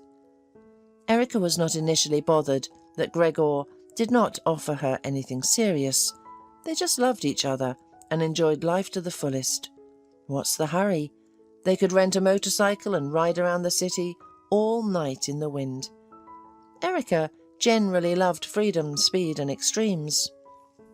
At such moments, adrenaline was off the charts, and it seemed like happiness. They loved each other passionately and fiercely, and each time was like the last. Everything burst like a soap bubble instantly when Erica realized she was pregnant. Gregor did not swear or shout. He just shamefully disappeared from the horizon, did not pick up the phone, and pretended not to know her when they met. Not only that, he immediately found a replacement for Erica, a rich girl. Erica saw with her own eyes how her ex-lover was kissing another woman in front of everyone, and it became clear to her that everything was over between them. Erica was so bitter, hurt and scared that she even considered doing something rash at first. She recalled her joyless childhood and how her mother could not manage alone. She realized that she had nowhere to turn for help as well. So why start down this path? To condemn the child to a life of agony? Erica even went to the clinic and signed up for the termination, but the day before, an incredible event forced her to radically change her mind. Erica was giving a ride to a passenger. Judging by her colourful scarf and long dress, she was a gypsy. As the woman was getting out of the car, she touched Erica's palm and said, looking intently into her eyes, "Everything will be all right, my dear. Don't be sad. A son will be born, and then a daughter. You won't have to wait long. Your happiness is already on your doorstep." The woman left the car, and Erica kept sitting there, frozen as if she were a statue. It cannot be said that the girl unconditionally believed the gypsy. She was not of that character, but nevertheless she did not go to the clinic and kept the child. She firmly decided that she would raise him herself, without any scoundrels like Gregor, or even worse, nasty stepfathers. After she made the decision, it became much easier for her. She had a goal to earn as much as possible so that it would be enough for the first time to sit with the child until he went to daycare. So she worked hard and did not spare herself. She had no toxicosis at all, but her back often ached and her legs swelled a little from sitting for long periods of time. Mrs. Mans was also on her mind, and one day Erica thought, "I should visit her. It won't cost me anything, and it will be nice for the elderly woman. She must be sad and lonely there." Erica understood better than anyone how bad it was in such places, even if they fed and clothed her. The next day she took an hour out of her schedule, bought a nice bouquet of flowers and some fruit, and went to see the old woman. Mrs. Mans was so happy to see her that she burst into tears. She hugged the girl as if she were her own granddaughter and said, "Thank you, Erica. You have a kind heart. You didn't forget the old woman. It's so sad here. Everything's so strange. At home the walls healed me, but here it's a pity I have no health left at all. I can't eat properly. My hands are shaking. I spill everything on myself." They chatted a little and Erica went back to work, but the happy Mrs. Mans did not let go of the bouquet of flowers until nightfall, sitting dreamily by the window. From that day on, Erica visited Mrs. Mans almost every day for a little while, and on weekends she could stay with her for half a day. The girl noticed that it was cold in the ward and brought warm woolen socks and a shawl to Mrs. Mans. The elderly woman was touched by such care and began to call Erica her granddaughter. Every day they grew closer to each other. They would sit in the park of the boarding house for a long time and talk to each other. They often crumbled a loaf and fed the pigeons, who enjoyed their treats. One day Erica asked the old woman for advice on caring for the baby, and Mrs. Mans shared her wisdom and personal life details. "I look at you, Erica. You look so much like Cindy, my daughter. I loved her so much. Who would have thought it would turn out like this? She was smart, she studied well, and we had such high hopes for her with my husband.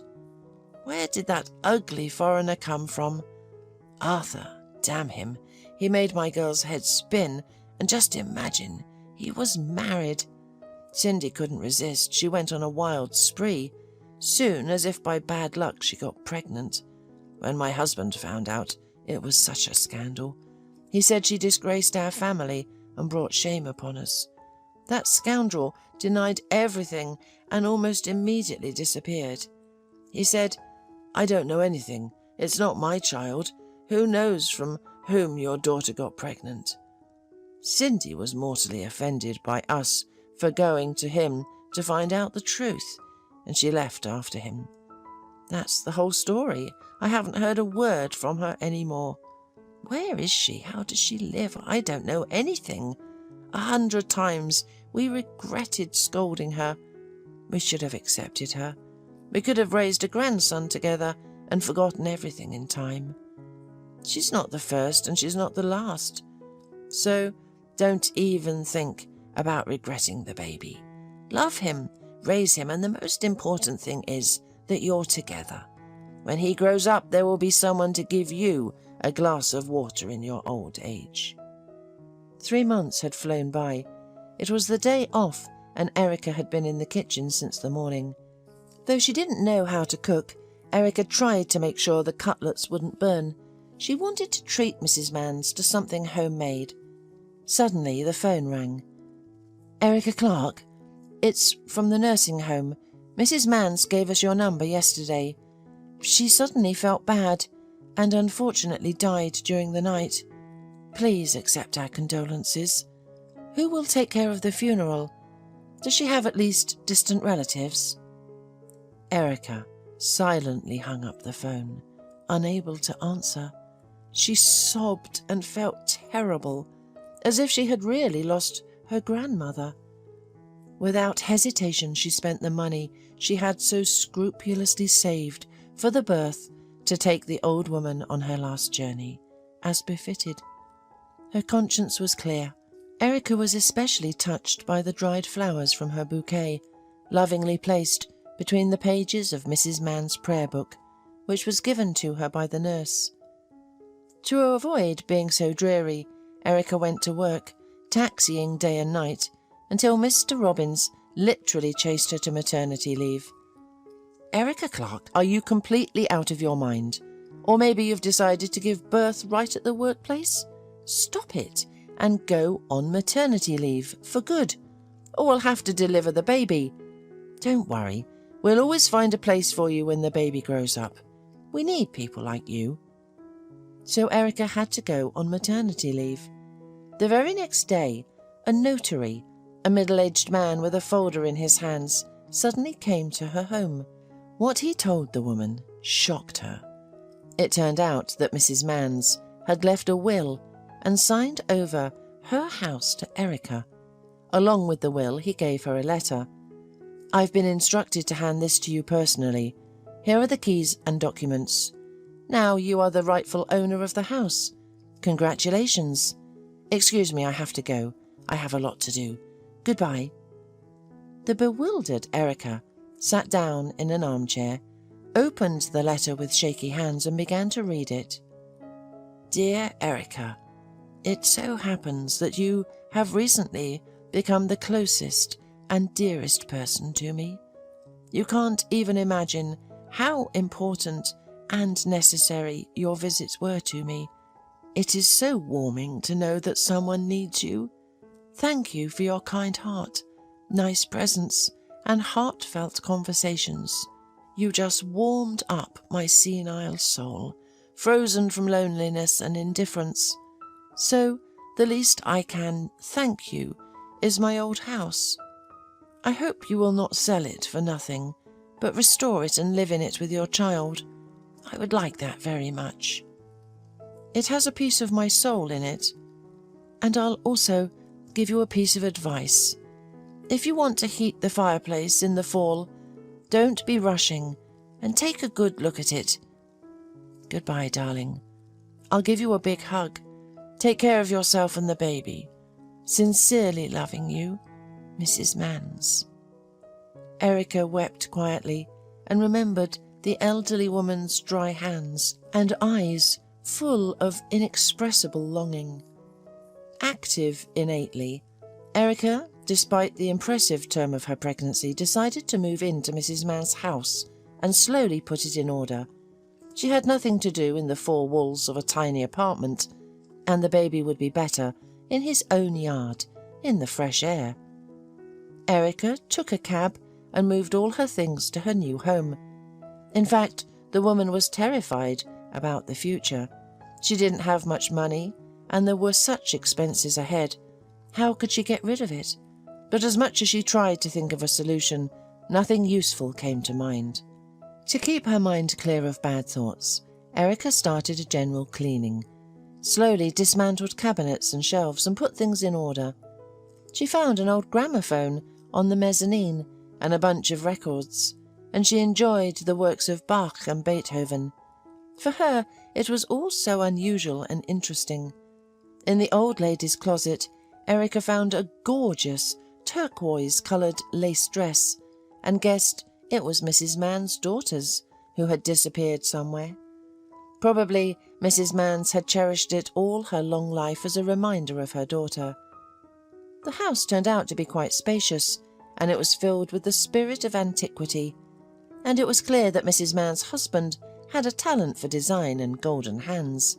Everything was done with quality and conscientiousness, and only minor restoration was needed despite the house being decades old. Erica decided to convert one of the rooms into a nursery and began to renovate it.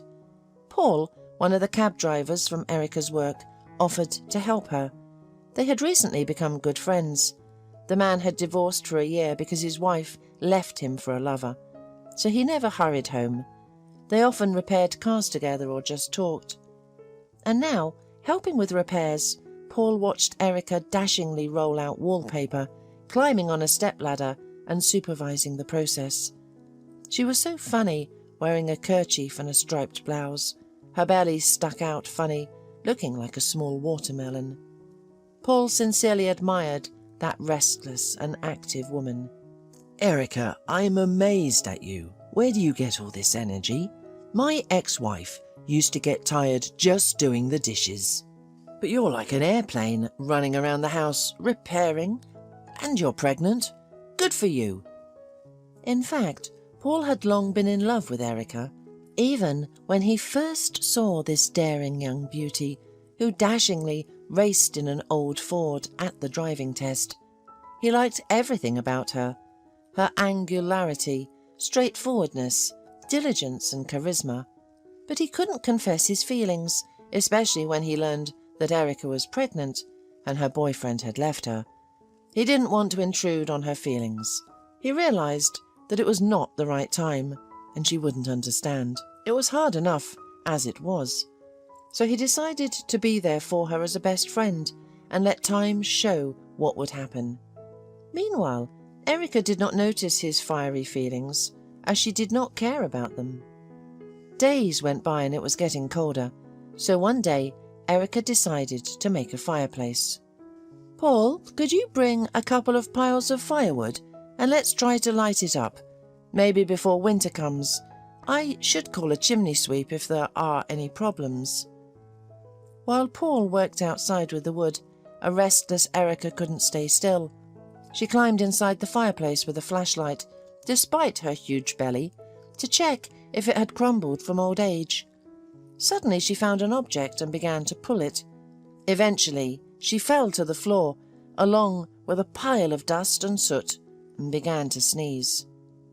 But curiosity got the better of her, and she immediately began to unwrap the mysterious package. It was a box. She opened it and gasped.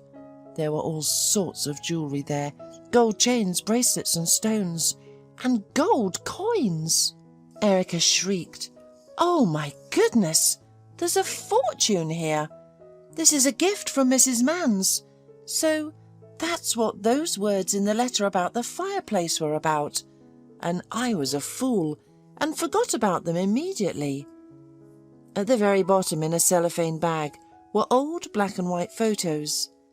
Erica looked through the pictures. Here was Mrs. Mann's, and this was apparently her husband. Here they were together. But who was this? Oh, it can't be. It says it's her daughter, Cindy. But that's my mother. I remember her well. How can that be? There can only be one explanation. Mrs. Mann's is my grandmother, and I'm her granddaughter. And my mother is her daughter, Cindy, about whom she spoke with such warmth. Unbelievable. Paul entered the house and froze on the threshold. Erica was sitting, grimy as a little houseboy, right on the cold floor and crying, not noticing anything around her. She was clutching some photos and swaying from side to side. A jewellery box was lying next to her. A frightened man ran up to Erica and began to shake her, trying to lift her up and shake her off. "God, Erica, did you fall? Why did you go up there yourself? You're restless. I would have helped. You can't sit in the cold. What's the matter with you? Where did you get all this stuff?" But the woman didn't hear him and only whispered, "Mummy, that's my mummy. Do you understand? Mrs. Mann's, who I took care of before she died. turned out to be my grandmother. I just found out now." Paul was confused and didn't know what to think. He had never seen Erica like this before. Erica was in such a state that Paul thought, maybe she's delirious. Did she hit her head? Or is it during pregnancy that this happens? It's hard to understand these women. He went to the kitchen and after a minute, he brought Erica a glass of water.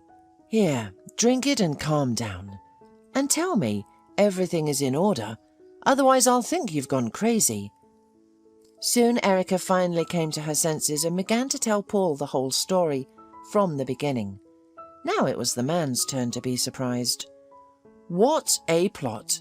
It's time to make a TV series," he whistled. "Wow, Erica, so you're a rich heiress now. Congratulations! What will you do with such money? Will you sell the house or keep it?" The woman twisted her head and replied, "No way! This is my family nest, as it turns out. My roots are here.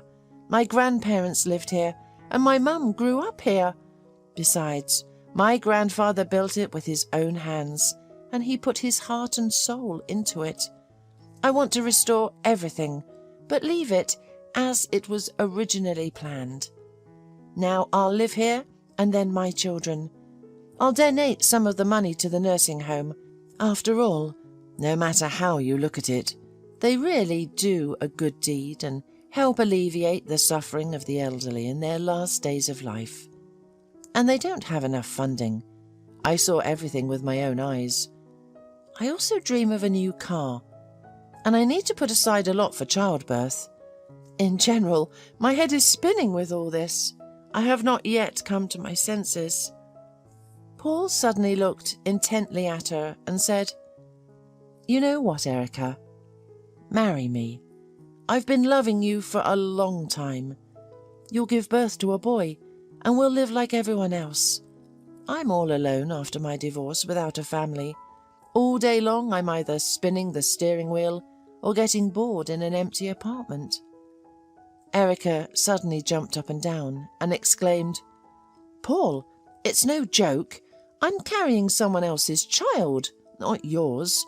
Are you sure you can accept love and raise him as your own?" "That's just it. Do you know how I grew up? Shall I tell you? I was beaten and abused so badly by my stepfather that I was taken from him to the orphanage. He never called me anything but a little brat. I hated him so fiercely that when I heard from the nurses that he had been drunk and burned alive, I didn't feel sorry for him one bit. Can you imagine? I'm so sorry.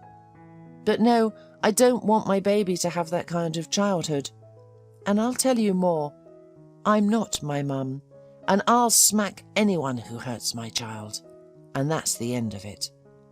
I have to live alone for the rest of my life. And let's end this conversation. Or do you want to propose to me out of the blue because of money? I do not understand. What's the catch?" Paul was deeply offended and turned pale. He stammered, "Why do you judge everyone by one person? You shouldn't do that. Can't you see how hard I'm trying to make you notice that I love you?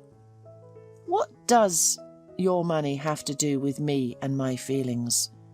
What the hell are you talking about? Just say so if you don't like me. You've turned me into a sadist and a greedy demon. You can live like you want, with your obnoxious temper, as you wish." Erica struck a pose and pointed to the door, saying, "Okay, thank you for your help. Have a good day. I won't keep you any longer." Paul bulged his eyes and also shouted, "Have a nice stay." And so they parted, shattered to pieces, when only an hour ago they were peacefully gluing wallpaper. Erica fell tiredly onto the sofa. She was angry. "Well, let him roll. We'll live on our own, won't we, Sonny? We don't need anyone. These men are nothing but trouble." She stroked her stomach and felt better. The unbearable longing receded, and Erica went through the pictures she had found inside the fireplace. Her mother was so young and happy in the pictures. "Mummy, how could it be? You had such great parents. Why did you break up with them forever?" "Yeah, the grandfather looks like a strict and serious man. It's clear that there was no fun with him." Erica clutched these pictures as the most precious thing she had, and in fact they were pieces of her family's history. A couple of days later, Erica actively began to fulfill her wishes and sincerely thanked her grandmother for her generous gift. She transferred a decent sum to the account of the nursing home and bought a new car. She hired specialists, and they started restoring and repairing the house according to her personal sketches. But the closer her due date approached, the harder it became for her to focus. Erica became clumsy, and it was harder and harder for her to get up in the morning. And most importantly, no matter what she was doing, her thoughts still returned to Paul. She had already regretted many times that she had treated him so harshly, insulted him, and offended him for no reason. Because in reality, he had helped her so much. And if you put your hand on your heart, she really liked him, in the depths of her heart. Her sadistic stepfather and Gregor's despicable act had completely discouraged her from letting any man into her soul. She had built a brick wall around herself and panicked at the thought of being offended, deceived, or betrayed again. Paul also missed Erica. This bold and self-sufficient woman had fallen deep into his heart.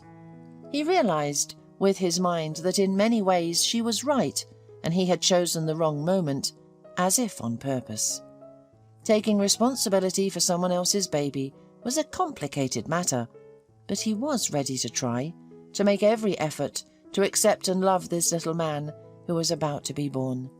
But unfortunately, she didn't even want to listen to him, and still, no matter how angry he was with her, his heart wanted to go where she was. He was worried because the birth was coming and Erica was all alone in the house. How would she cope? Anything could happen, right? Many times he had looked at the cherished number in the phone book, but he never called. One day, while Paul was reassembling a car in the garage, he overheard other drivers' conversations. "Have you heard, men? Our Erica gave birth yesterday. A boy. Mr. Robbins was told about it by an acquaintance. We should get together and congratulate her properly. She's a good girl." Paul's stomach turned upside down. He threw the nuts and wrenches away and ran to wash up. Then he bought a bouquet of beautiful roses, all sorts of goodies, and rushed to the maternity hospital. On the way he thought, "To hell with this stupid pride. I'll try to declare my love for her again. Whatever happens, I'll congratulate her at the same time." He resented them for a long time in the lobby, wondering why they did not want to let him see Erica. He persuaded them this way and that, and finally he managed to beg the nurse to see Erica at least for a minute. Erica was lying in the ward preparing to feed when a nurse came in and whispered to her, "There, your husband is too active. He tortured me with a request to see you.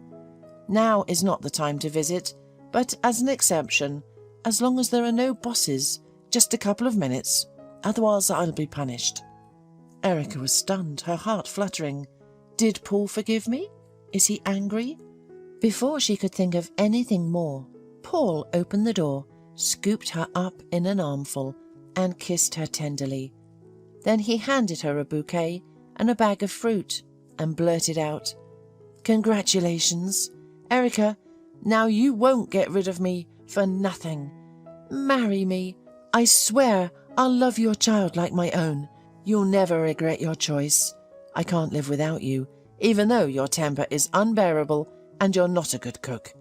I can't eat pancakes and cutlets, but I still love you."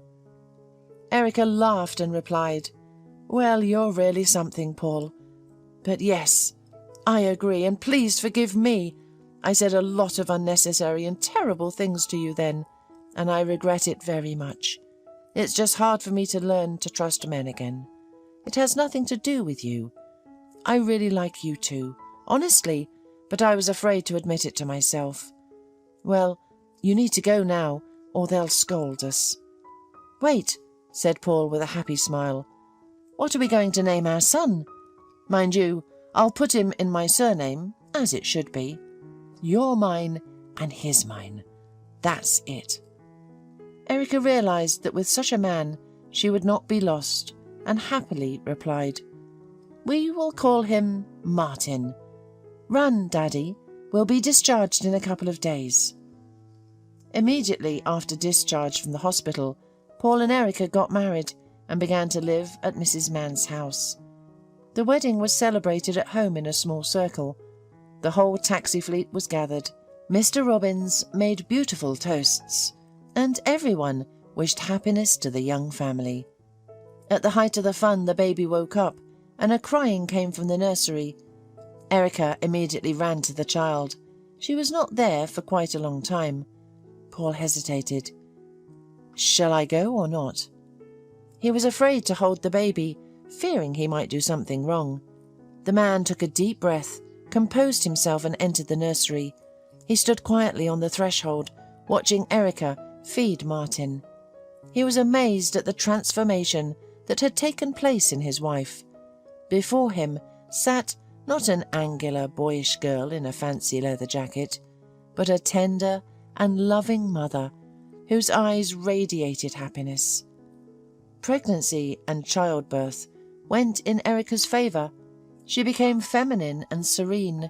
The baby finished feeding and began to twist and wrinkle adorably, moving his lips. Paul asked quietly, Can I hold him? Erica smiled, nodded, and carefully handed the baby to him. The man's hands trembled with fear as he stroked the baby's cheeks and nose and rocked him gently. Martin fell silent and closed his eyes, falling asleep. Paul returned him to the crib and whispered, Sleep, my son. Daddy is here and won't let anyone hurt you. Erica hugged Paul and whispered, Thank you for being with me, Paul. It's so wonderful. Everything will work out for us. At least, I will try very hard. As they returned to their guests, the tipsy Mr. Robbins immediately shouted, Cheers! Paul hissed at him, Shh, shh, shh. You'll wake my son. He just fell asleep. Mr. Robbins tempered his enthusiasm and said more calmly, Well done, Paul. You're a real man. I respect you, and I wish happiness to your family. At first it wasn't easy. Paul and Erica had no experience with the baby. They didn't sleep well and they sometimes quarrelled. But at the same time, Paul, more and more often, caught himself thinking that he loved the baby truly, as a native son. Now he hurried home from work and always bought Erica a present, even if it was a chocolate bar or a small bouquet. He loved to see her happy and hugging him. And Erica, kissing her husband goodnight, often thought, No matter what anyone says, being on the same wavelength with men is fun and interesting, but being a beloved woman in the hands of a strong and reliable man is much better. Now she knew for sure that she could not find a better father and husband.